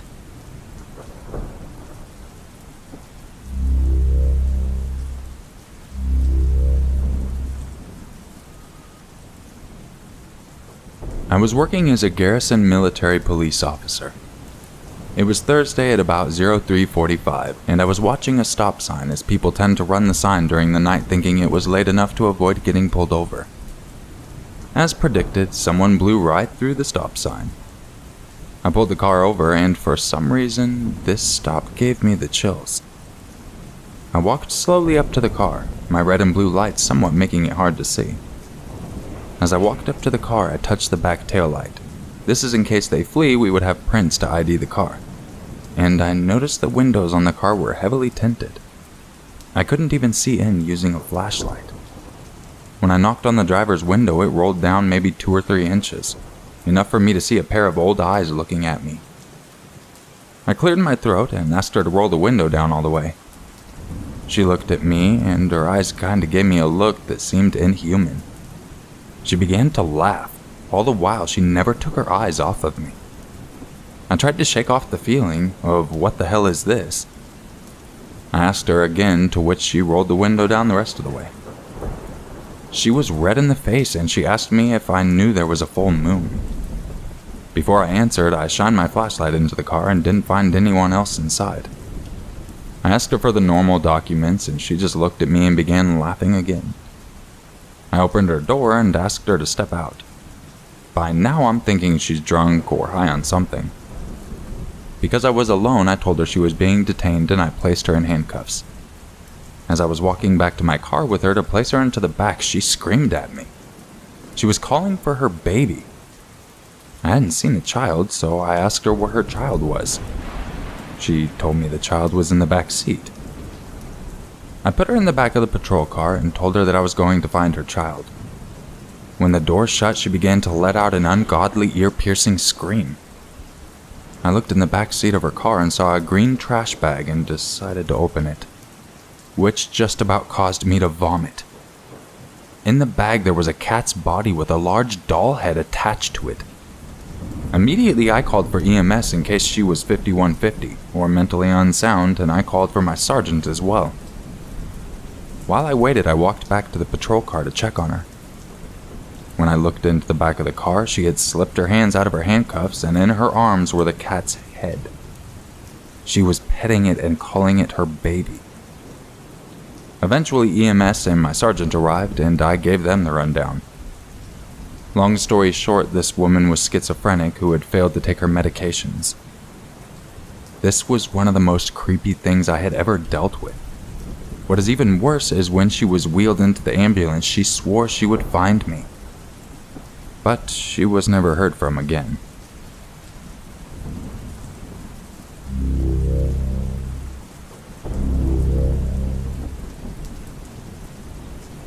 My dad was a private person. It's almost 20 years to the day he died, and I could not tell you if he had any political leanings or how many girlfriends he had before he met my mother, or if he saw action while he served in the army. He was one of those quiet, duty-bound men that kept his thoughts to himself. When my dad was diagnosed with terminal brain cancer, he often had a hard time sleeping at night. Sometimes when I would wake up at 3 or 4 o'clock in the morning, I would find him out at the kitchen table drinking a cup of chamomile tea in hopes that it would soothe him enough that he could go to sleep. If I was not too tired, I would join him sometimes, and we would talk about whatever he was thinking about at that moment. He began to open up to me about his life. He talked about the cruel nuns that ran the Catholic school he attended. He disclosed that the reason he could never get through Full Metal Jacket is because he witnessed a blanket party while he was in the service. My dad also told me about some of the misadventures he experienced during his time as a police officer. Some of the more memorable moments of his career as a police officer included the time that he and his partner had to chase a homeless junkie on top of a moving train, which apparently is a lot harder than it looks in the movies. He told me about the time that it took 5 male officers to carry a drunk woman out of a bar. All of the officers, including himself, had been scratched or bitten by the woman, so they were all required to take an HIV test. He also told me about the time that he was giving a tour of a local jail to a group of school children, only to be interrupted midway through the tour by the desperate cries of a predator who had to be dragged out to solitary confinement. My dad and the group of children looked as the 3 guards carried the man down the hallway. The man soiled himself, and he sobbed and begged not to be put in the cell with the other prisoners. I asked my dad if he ever encountered someone truly evil in his time as an officer. He told me about this incident. It was 1981. My dad and his partner Randy were working the late shift. It was a little after 11:30 p.m. when he got a call from dispatch. A man called in to report that he had just murdered his girlfriend. The location he was calling from was less than 15 minutes from where my dad and Randy were patrolling, so they responded to the incident. The murder took place in an area that had become depressed and crime-ridden after the local factories closed up one by one in the late 70s. Thus, my dad felt on edge as they drove through the neighborhood. Occasionally, he would see people come out of the shadows or out from behind buildings walking to wherever they were going, most likely to buy or sell drugs. The sadness of seeing a person in the otherwise dark and empty neighborhood had an eerie effect. When my dad and Randy arrived at the home where the murder took place, the first thing that they saw was the front door was wide open. They immediately wondered if the murderer reported his crime to dispatch, then took off before the police could arrive. My dad and Randy drew their guns and proceeded with caution towards the front door. Light from the living room was pouring out the door. As my dad got closer to the porch, he saw what he thought was a black dog calmly laying on the living room floor. Randy took the lead and made his way through the front door, his gun drawn as my dad covered from the side. Randy motioned for my dad to enter. When my dad stepped through the door, he realized that what he thought was a dog was actually the body of a woman lying face down in a pool of blood. To her left was a young red-headed man sitting Indian style with his hands on his knees and his head hanging low as he tried to gather his breath. The young man was breathing so hard he was heaving. Both of his hands and forearms were covered in blood and scratch marks. The top of this young man's shirt, his neck, and the right side of his cheek were covered in blood. A bloody knife lay on the floor a few inches in front of the man. The tip of the knife had broken off at an angle. The coroner later found the missing piece of the knife lodged in the dead woman's sternum. It was determined that the girlfriend had been stabbed a total of 27 times. The killer did not seem to have the energy or inclination to fight, and the fact that he reported it himself to the police meant that he seemed ready to take responsibility for his actions. Nonetheless, Randy and my dad kept their guns drawn because a man willing to stab someone to death was not to be taken lightly. My father asked the young man to put his hands behind his head, and to my father's relief, the young man complied, though he seemed to have a hard time mustering enough energy to lift his arms. The killer's head was still down as my dad walked over to cuff him. His body was still heaving, and my dad wondered if the young man might be keeping his head down because he was crying. After all, he reported his crime to the police, so it was possible that the young man was being overwhelmed by the gravity of his actions. My dad cuffed one hand and then the other, and the killer seemed to be peacefully surrendering. As my dad squatted down so that he could help lift the killer to his feet, the young man finally turned to face my dad. There was a glee in the killer's eyes, and my dad realized that the young man was not sobbing. He was giggling. The young man smiled at my father, and with a scratchy voice he simply said, "Well, that's done." My dad said at that moment he finally understood that expression about blood running cold. He felt every hair on his body prickle. When my dad and Randy brought the killer into the police station, everyone they passed by, from the veteran police officers to perps with a mile-long rap sheet, looked with shock and horror at the blood-soaked young man. The young man smiled and greeted everyone he saw with a, "How do you do?" or "Good morning," as he walked by. The young man pled guilty and showed no emotion during his interrogation, arraignment, or sentencing. If my dad were alive today, he would tell you that most of the criminals he encountered while he was a police officer were poor, desperate, and products of broken homes. But the young man that he encountered on that late summer night in 1981 was the embodiment of evil.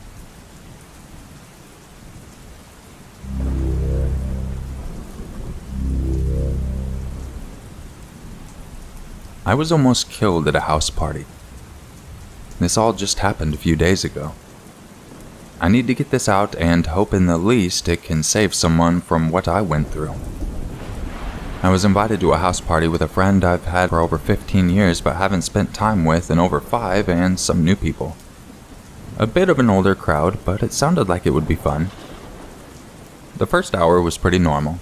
People playing darts and pool, passing drinks around, listening to music, and having a good time. After about an hour, one of the men at the party noticed I hadn't had a drink yet. He went behind a door where they had a small fridge and pulled out a beer for me, and then he opened it while still behind the door. Instead of being a smart woman and asking for one I opened myself, I just figured I was in good company, with at least 2 people I'd known for a long time, and they wouldn't let anything bad happen to me. God, was I so wrong. A few sips into this beer, I felt pretty woozy. So I set it down, and immediately everyone was asking me to have more, to have another, to chug it, including this person I'd known since we were kids. I knew that things were very, very wrong.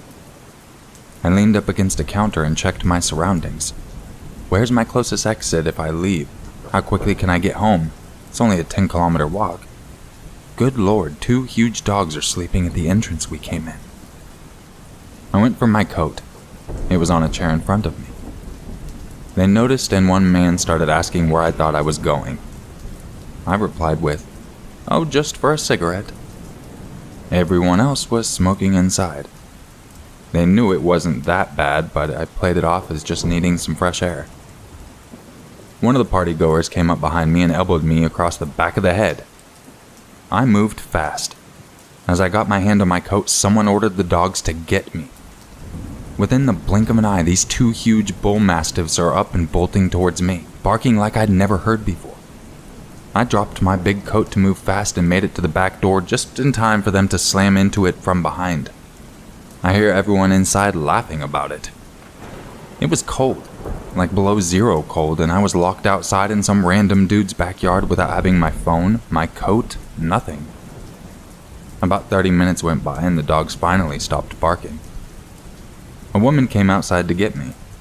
She apologized ferociously, told me she locked up the dogs in another room, and said that she'd get me home immediately. With her arm around me shaking, we walked back in. She said, "These guys are assholes. I'm so sorry. I won't let anything else happen." I knew in the very least if I could get my coat, I'd have my knife and my phone to call for help, or even just push the button for emergency that notifies my husband and mom. When we went in, my friend asked what happened. She thought I had left and forgot my jacket. Yeah, okay. It made sense to me in the moment. Her husband offered to drive me home. I knew them, or I thought I did. Scared as hell, I took them up on the offer. I didn't know this other woman at all, and low-key thought she may have been in on this. I was wrong again. We started driving to my house and drove right past it. Guys, that was my house. Did you forget? They knew where it was. Oh no, I really want you to see my house. We're moving soon and you haven't seen it yet. Just a quick tour, then we'll take you home, my old friend said. At this point, I didn't think anything bad would happen. I used to trust her, and her partner. So I agreed to go in, but just for a few minutes. We went inside to a sunroom, and I noticed yet another large dog parked in the front of the door just inside. He didn't make a sound. Once inside the actual house, things got worse to the point where I thought I was in a damn Hunger Games or some shit. I was immediately grabbed and slammed into a wall head first. Someone punched me from behind and pulled my hair. She started screaming, "You won't survive tonight, bitch! I saw you touch my husband! Tonight you fucking die!" and flashed a large knife. I had no idea what she was on about. I was never near him and am married myself. I managed to push the emergency button on my phone. 3 times on the power button to send 3 pictures, exact location, photos from the front and rear facing cameras, and 3-minute voice clip to my husband and my mother. I knew that if I was going to get killed, at least they'd know what happened and to get these people. Someone kept hitting me, slamming my face into a wall. I already still felt really off from that drink they gave me and wasn't as quick as I usually am, but I managed to get away. I swung around and ran right to the door we came in, where the other dog was. I ran outside, making sure the door was closed behind me. I threw my boots on faster than the flash and took off running up the 2-kilometer driveway. Why? Why did I choose to move to the country? The nearest house to me was literally mine. I just ran, scared as hell, and didn't look back. The driveway was full of ice, dark, and I could hear screaming behind me. Then the dog barking viciously behind me. I ran faster, figured I'd kill myself with cardio before getting eaten by a snarling dog. She sent him after me, with an order to kill. I made it to the end of the driveway, praying that someone would be driving by on the road. Nothing. So I just kept running. It was after 3 a.m. by now. By the time I made it to my house, my legs were about to give out from underneath me and my heart rate was over 130 beats per minute. But I couldn't hear the dog anymore. I couldn't hear anyone screaming. My husband was out of town for a Christmas event with his daughter. He called me just as I was getting inside my house, finally, and said the police were on their way. About 25 minutes went by and it was silent outside. I peeked out for a much-needed cigarette, still on the phone with him, and discovered 4 unidentifiable people standing across from me in the dark of my driveway. They were whistling like Negan does in The Walking Dead. One said, little pig, we said you had to die tonight." But I didn't recognize the voice. I tossed my still lit cigarette and bolted inside. I locked and barricaded the door of my basement apartment. The police took over an hour to arrive. By the time they did, everyone was gone. By 5:30, I still hadn't slept yet, was badly injured from the events that took place, and still shakingly afraid. I was checked over. Nothing broken, just bruised and sore. They took my statement, and nothing has happened to them, yet. They still live around me. I fear that one of them lives right upstairs in my home. What's the lesson here? Every time I hear a scary narration on this channel, especially the real-life I almost died stories, I try to take something away from them.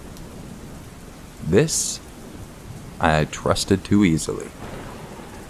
I had an emergency measure in place to contact my loved ones because I'm deathly allergic to bee stings and I can't speak if I'm stung. That didn't save my life, though. Had they decided to try to break into my house, they could have, and I don't think I would have survived that night. I'm scared to leave my house. I have nowhere else to run to. Whether they were hazing me or actually wanted me dead the other night, I hope to never find out. I hope it's all over. I hope I can find a new place sooner than later. I hope anyone who hears this story trusts their instincts and gut feelings more than I did that night. If something feels off, it probably is. I fought through anxiety for so long that I tend to ignore it when I have a bad feeling because I got so used to it just being an irrational fear. Never again. Stay safe, everyone.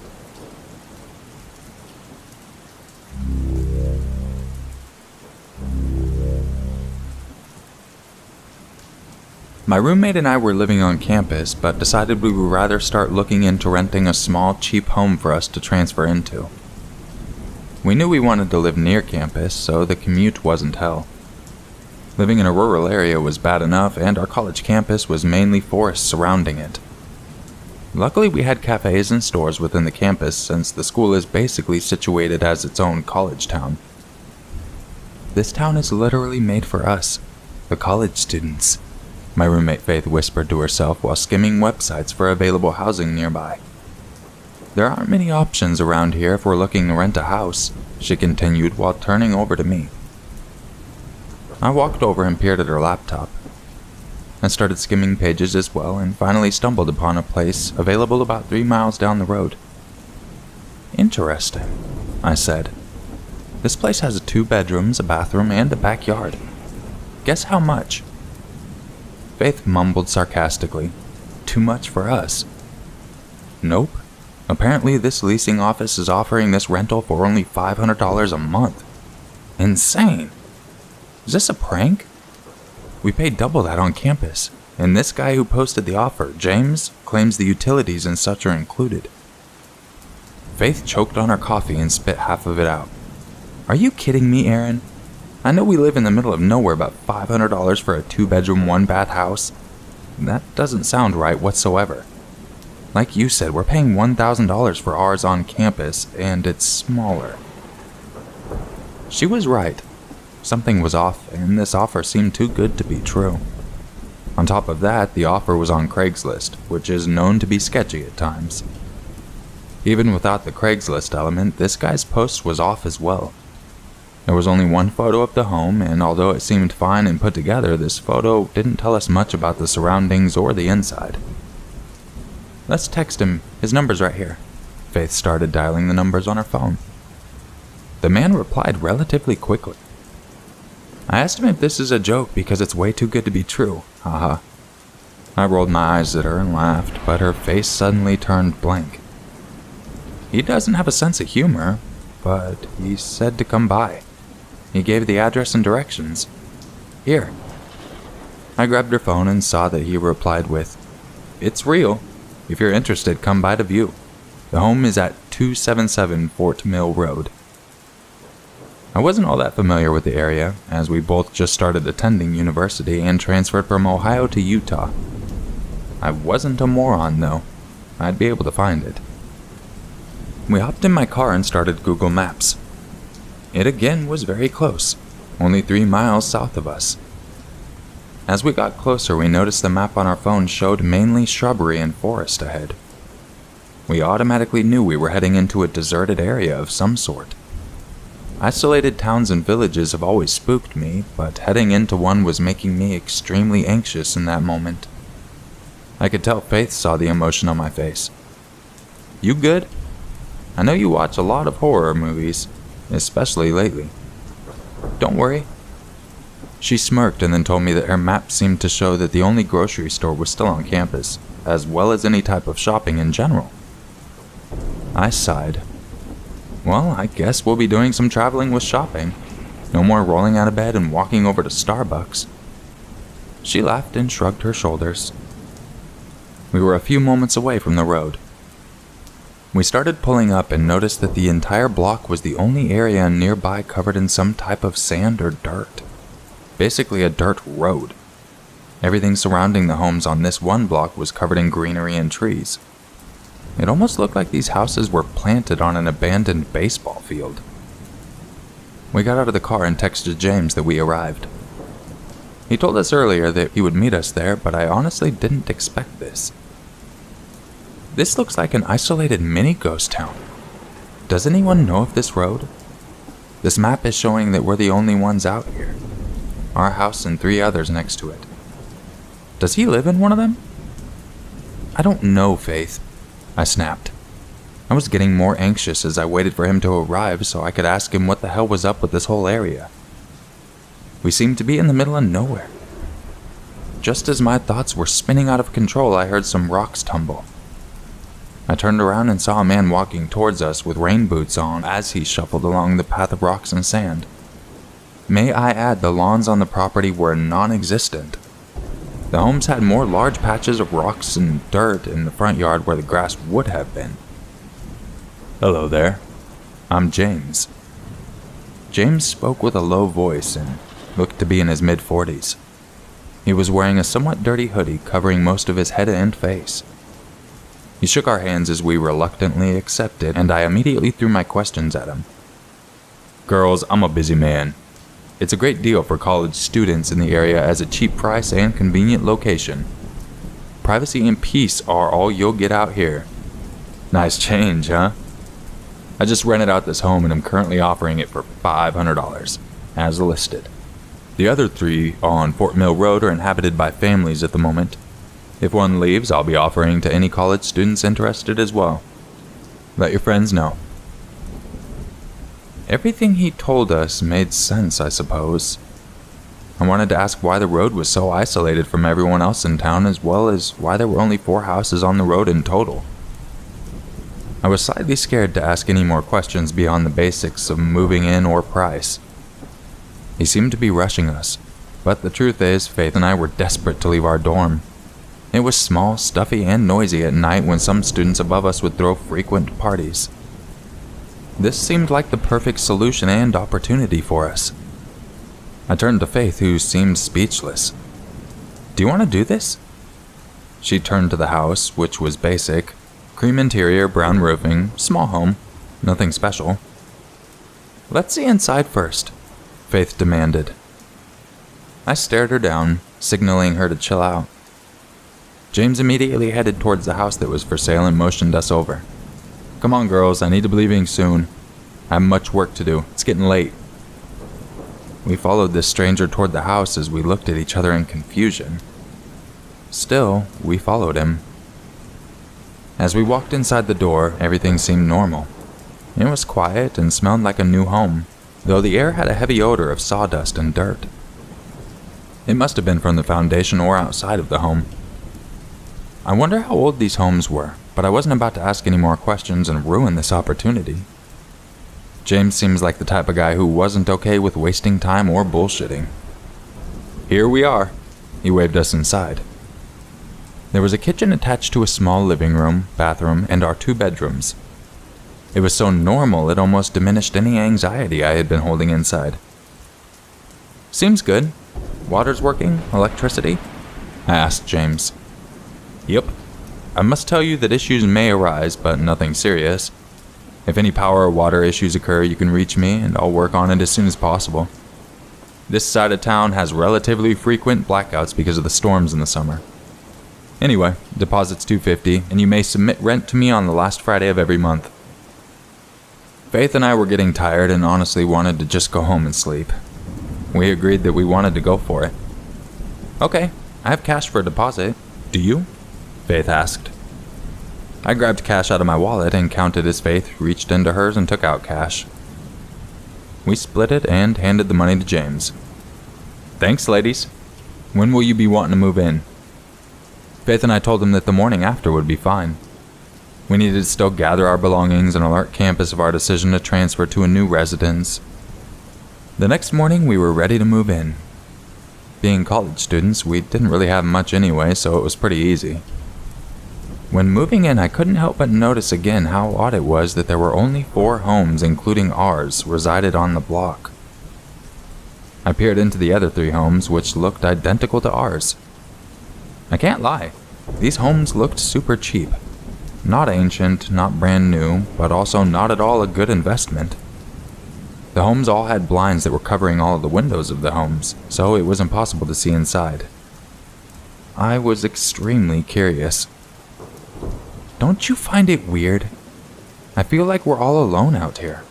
Our neighbors aren't even visible, and where are their cars? Faith contemplated. I also felt uneasy when noticing that. Why didn't they have cars? Even one car outside of each home would be normal. He said there were families in them. They were inhabited. Weird word to use in this context, if you ask me. Let's just set everything up, I said as I carried our bags inside. Faith took some more and then parked our car on the side of the home. We were going to have a guy come out there and set up the cable and Wi-Fi, but we received a call from him out of nowhere. Hey, Aaron, this is Doug from Spectrum. You had an appointment with us tonight, but I see you live in the Fort Mill area. I paused for a moment, confused. Yes, Fort Mill Road. Is there an issue? He paused as well. Issue isn't the word, I guess. The thing is, setting up Wi-Fi and cable out there will be tricky. I never have any luck lately because of how shoddy the connection and power tends to be near there. The signal isn't strong at all. Do you want me to still try? It might be useless to attempt. I didn't know what to say. It was weird, but we did live in a rural town. I didn't expect this issue, though, with the home. It's okay, let's try it out, and if it's still shoddy, we can live with it. Some TV here and some there, some signal to complete my homework will suffice for now. Deep inside, though, I was aggravated because I didn't want to run into issues now with power or doing my schoolwork. I realized we may need to travel more than expected to campus. Now we needed to make trips for food, shopping in general, and Wi-Fi connection. At this point, I was too tired to care. The man showed up and set everything up, and as I watched him leave, I noticed the sun setting and the lights illuminating the inside of the homes on the block. Every home glowed with light from behind the curtains, seeming to be instantaneous. It was very odd and startling at best. Faith walked up behind me, scaring me. "You saw that too?" She peered at the homes and squinted for a while. "I can't see shit inside." It was true. You couldn't see a thing. The blinds were so thick and every window of the home just sat there aglow. I just don't get it. I haven't seen anyone ever walk from inside or outside of the homes. There's still no cars outside. "Should we ask James?" Faith nervously asked. I kept looking up and down the road. It was starting to bother me more and more. It was just sketchy enough to pique my curiosity again. "I'm calling James about this power issue and asking him why our neighbors are so odd," Faith blurted out as she ran over to the couch.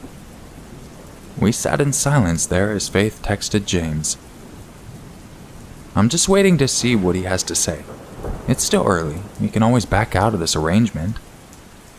My mind was racing. I wanted a cheap house. I also wanted privacy and peace. Isn't that what we signed up for here? Why was I suddenly so worried about this situation? A loud noise came from the other side of the room. It was Faith's phone. A text from James. She read it aloud. "Your neighbors signed up for some privacy as well. Try not to be so nosy and let them be. As far as the power and Wi-Fi, I alerted you to this and you accepted." I looked at Faith with confusion. He was being so rude and blunt with us. It's almost as if he was telling us to shut up and accept it because we were stuck with it. I didn't like this. I had an overwhelming feeling. Nausea. I truly felt something wasn't right. This whole situation had been so sketchy from the start and so unofficial. This guy's professionalism and help was almost non-existent, and he didn't seem to be who he said he was. What kind of leasing officer would act this way? "I think we need to leave. This is a joke. I don't even feel safe with this guy as our supposed landlord," Faith mumbled.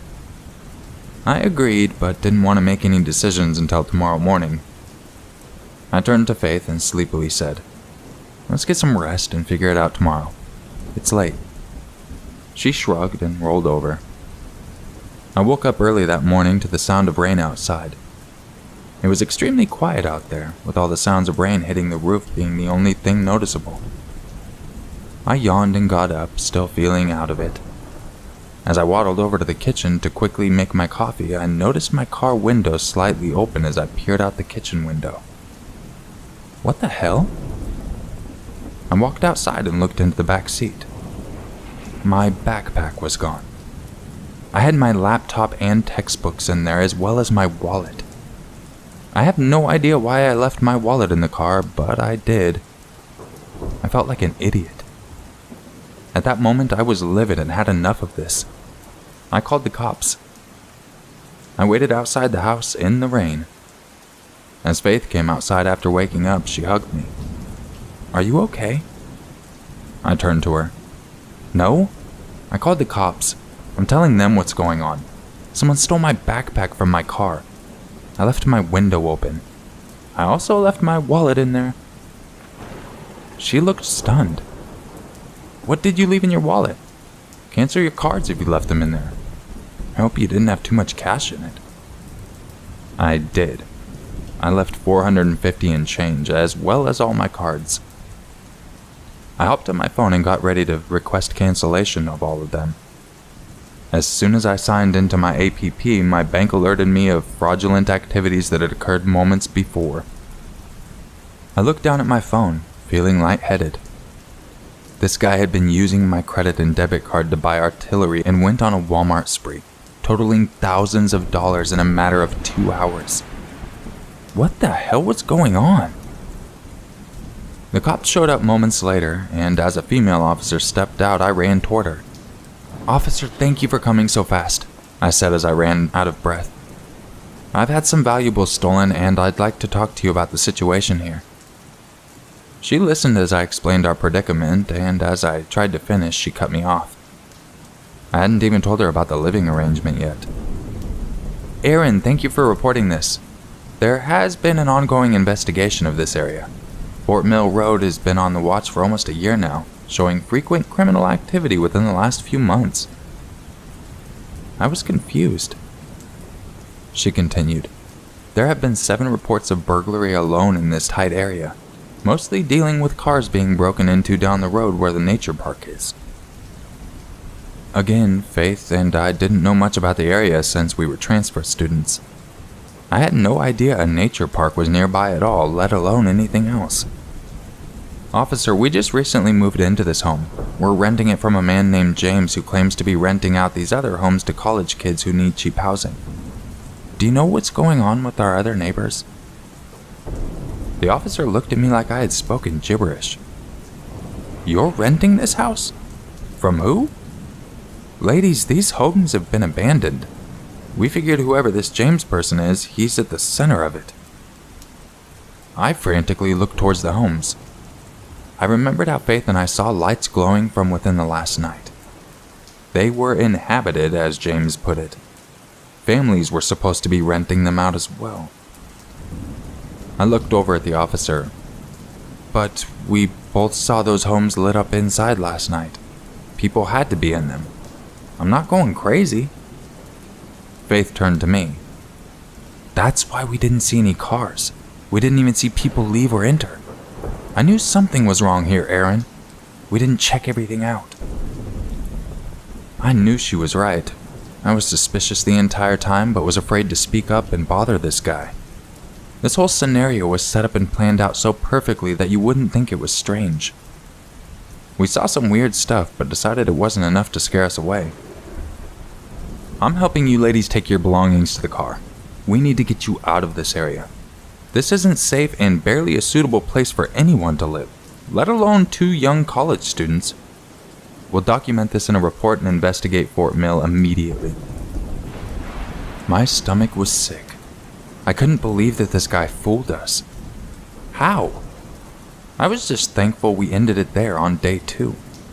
If we stayed any longer, I'm honestly not sure what would have occurred that night. We drove home, and later that night we received a call from Officer Dirci, who had helped us that morning. "Hello, Aaron. Are you both doing all right?" I told her that we were okay, but asked her if she had any updates on Fort Mill. She paused. "Well, we do. I want to be the first to say that I'm so glad you called when you did." I suddenly felt sick again. What was she about to tell me? She continued, "We have new information on the situation. James Riviera was the gentleman who claimed to have rented out the house to you. We caught him later this afternoon and we were able to retrieve your belongings, except for the wallet. I'm sure you've notified your bank and credit providers." I felt so down and stupid for falling into his trap. Faith looked ashamed but relieved. "We have also found out what was going on with those homes on Fort Mill Road." I gulped. "Ladies, Mr. Riviera was not only burglarizing cars and homes, but also scamming college students by luring them into abandoned homes. He's been claiming they're for rent and usable because he knew the water was running inside at the moment and somehow connected a power source to these homes. We're trying to find out where he's living, as we're finding power lines on the side of the homes, with some running under the soil. Our teams managed to shut down his Craigslist account and post." I was stunned. I had no words and neither did Faith. We just looked at each other. The officer continued, "You're both safe now and that's what matters. I'm not sure what else Mr. Riviera had planned, but he seemed to have just started this Craigslist scam recently, possibly 2 months ago. Please be more cautious next time, girls. We're alerting the campus so officials can take any needed steps to protect the students. Faith took the phone from me. Did you ever find out what was going on in those homes across from us? Officer Dowtree's tone changed as she spoke. Yeah, the other homes were abandoned and Mr. Riviera had them hooked up somehow on a timer daily. Realistic, huh? Our police have been investigating for months and we hadn't seen this. Mr. Riviera had the homes synchronized to appear lit at dusk. As soon as sunset came around, the homes were programmed to light up inside every night. He fooled people having those homes look occupied. Evil genius, really, she sarcastically finished. I felt exhausted, even from just hearing this whole psychotic situation spelled out for us. Inhabited, I mumbled to myself. I remember him using that stupid word. I should have known he was crazy. Who talks like that? It's just how it is, ladies. Criminals prey on unsuspecting people. Unfortunately for college kids, they're well aware of your nature. You kids tend to be more gullible and they know that. Top it off with the need for cheap housing and they found a match. She was spot on. The thing is, we felt safe in this new rural town we called our home during college. We didn't feel scared. I don't know why, but sometimes we become too trusting of strangers in certain contexts. I suspected people out here were the epitome of small town inviting and generous, perhaps even warm and friendly by nature. We had signs, but we ignored them. As a warning, make it a priority to check everything out before determining your next move. As a college student, I learned the hard way, and I hope no one makes a mistake like this anymore.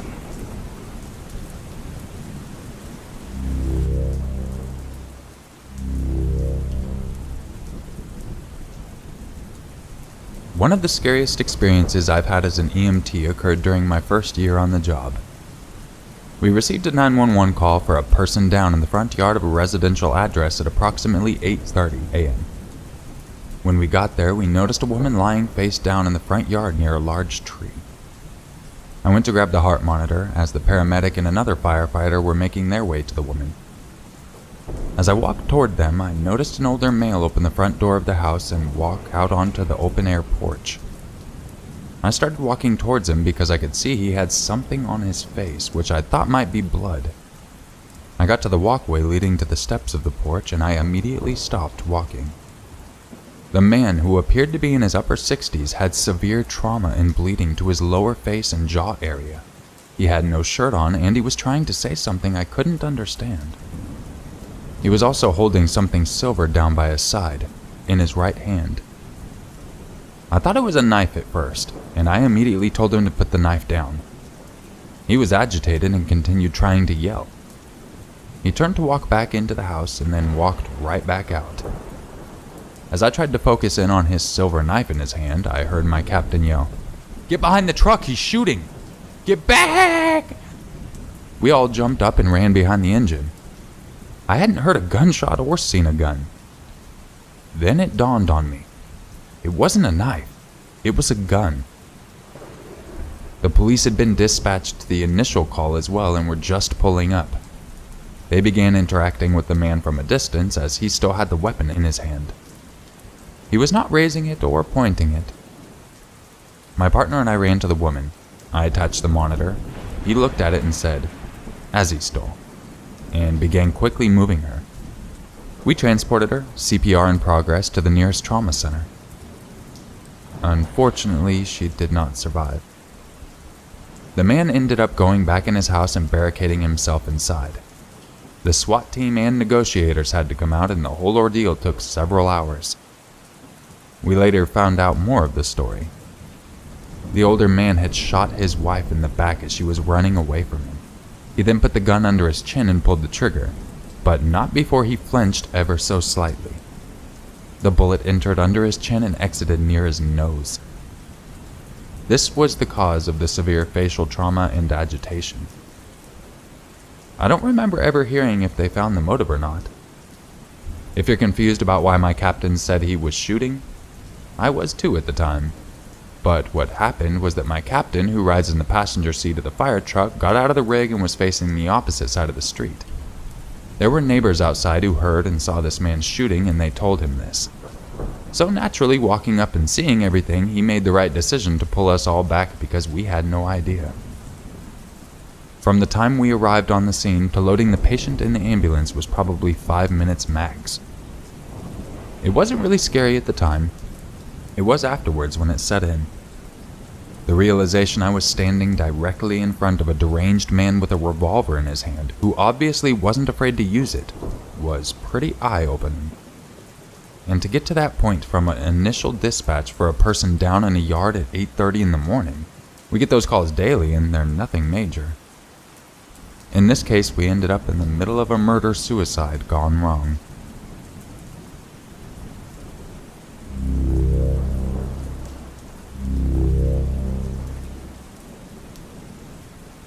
I got the ever-loving shit beat out of me by a teensy 13-year-old girl. I was on rotation for ambulance duty and the plectron goes off at 2 in the morning or so. The fact it was a plectrum may tell you it was a while ago.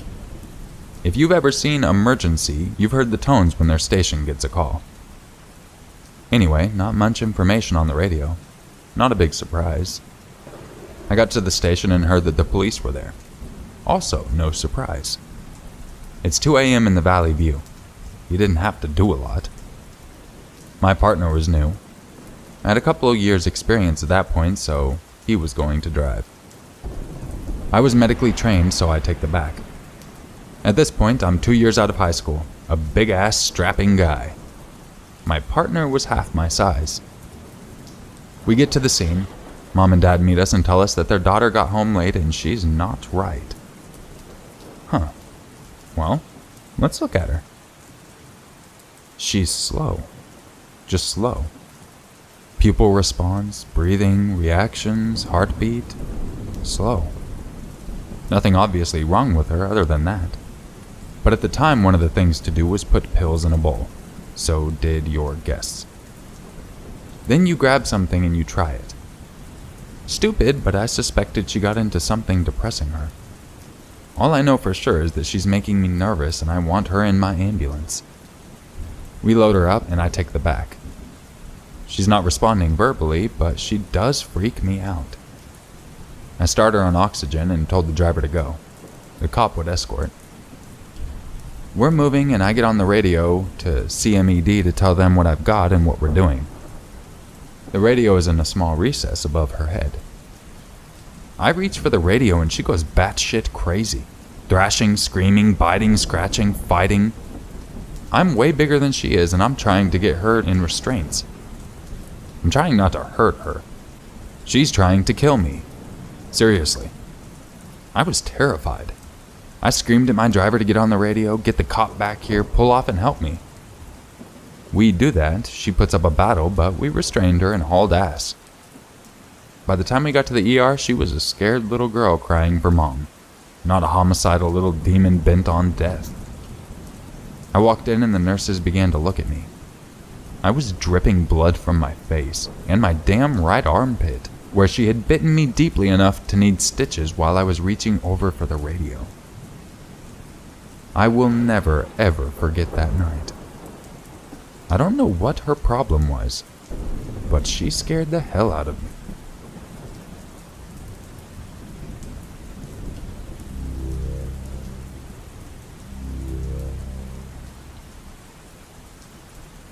For me, it was the first patient that died.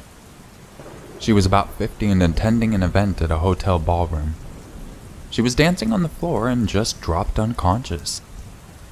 When I arrived, people on the scene were already doing CPR.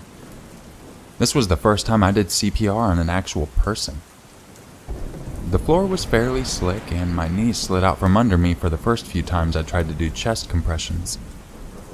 We did CPR, defibrillated her, and inserted a commi tube. I remembered having trouble cutting through the underwire of her bra. In the movies, CPR patients always make it. At the last minute, just when it seems all hope is lost, they wake up and start breathing again. Not so for this lady. After the third time shocking her, it started to become apparent that she would not be coming back. We kept working on her for 40 minutes, but she never tried to breathe on her own. She never regained a pulse. She never showed any signs whatsoever. After the run was over, I got pretty hard on myself. I kept remembering falling down when trying to give compressions. Were my compressions deep enough? Fast enough? Did I screw this up and cause her to die? In the midst of all these other people reviewed the case and were asking me questions as well. I got paranoid. I thought the hotel would want a scapegoat if they got sued. I felt certain the company was trying to do the same thing. Hang me out to dry if a lawsuit should come. In the end, it took me a while to accept that I had done everything I could for her. It was just her time. Even at what is still a fairly young age, people can die.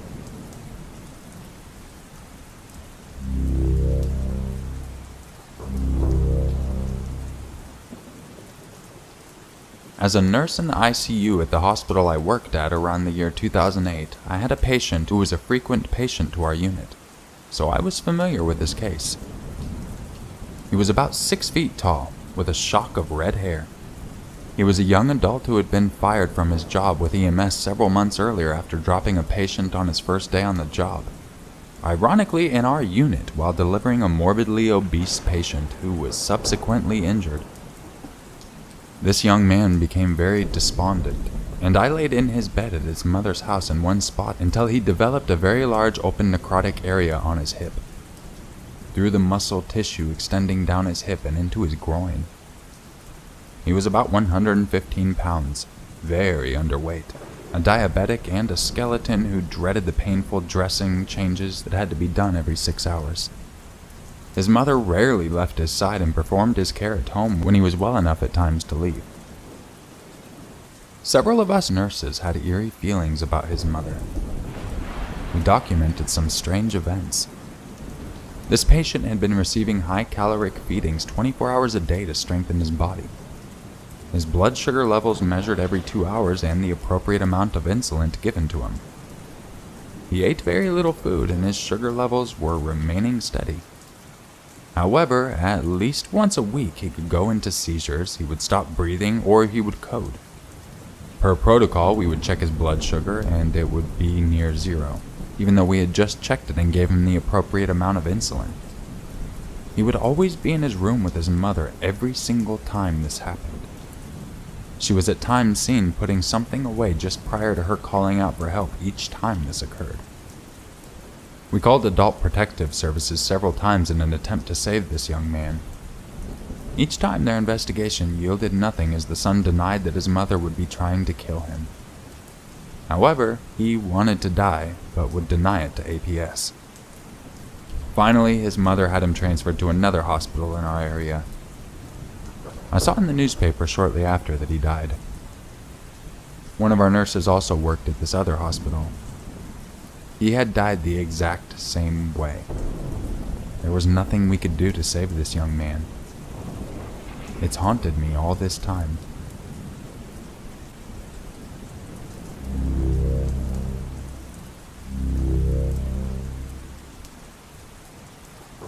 First of all, I'm an X-ray tech, not a doctor or a nurse. I worked at a U.S. Army hospital stateside. I was working a night shift and got a call that they needed to bring down a floor patient for some neck imaging.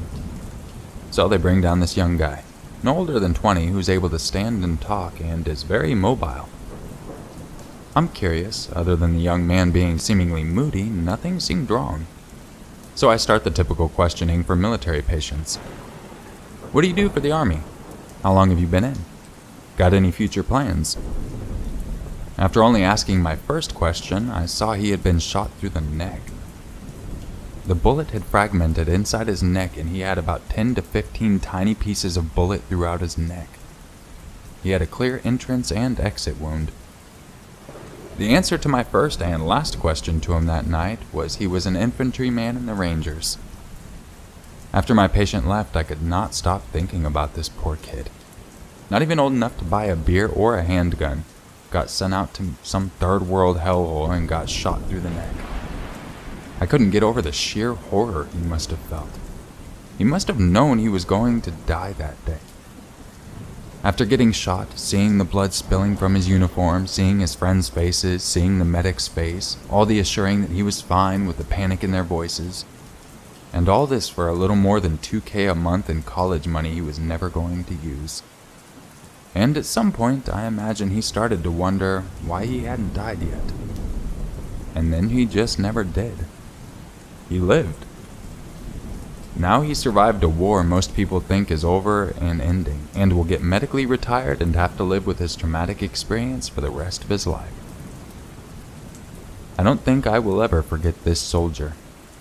I can't imagine the damage that happened to him mentally and physically, and how it will impact the rest of his life. My heart breaks for him, and I wish I could have helped him more.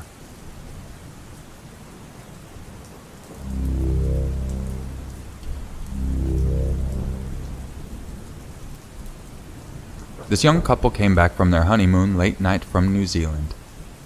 This young lady had gone for a bath at around 5:30 in the morning. Around 7:30 a.m. the husband woke up and searched for her, and they realized she was in the bathroom with the gas geyser on. They broke the door and found her on the floor with an altered sensorium. She suffered from carbon monoxide poisoning because of the gas geyser, and MRI is showing bilateral white matter changes because of the hypoxic ischemic encephalopathy. These are technical terms, which means there is severe brain damage because of lack of oxygen supply to the brain. Now she is suffering from profound memory loss, and because of brain damage, instead of 27, her behavior is like a 7-year-old. P.S. Gas geyser poisoning is emerging nowadays. Please be careful while using it at home.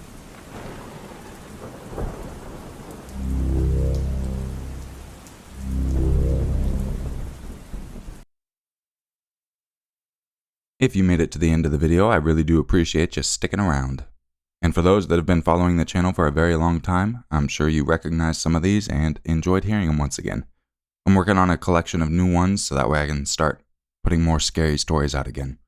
Obviously, it doesn't mean I'm stopping true crime. It's just I kind of want to do a little bit of both now, I think. So once again, I really do appreciate you checking out this video. Drop a like if you enjoyed it, drop a like if you didn't. Leave a comment down below.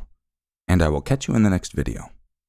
But just remember, it's always scarier if it's true. Bad bye. Oh, and don't forget, if you want to help the channel out and yourself, don't forget to click the link in the description or the pinned comment, or scan the QR code on the screen right now, and use code 55Urmaker for 55% off your first month at Sembered.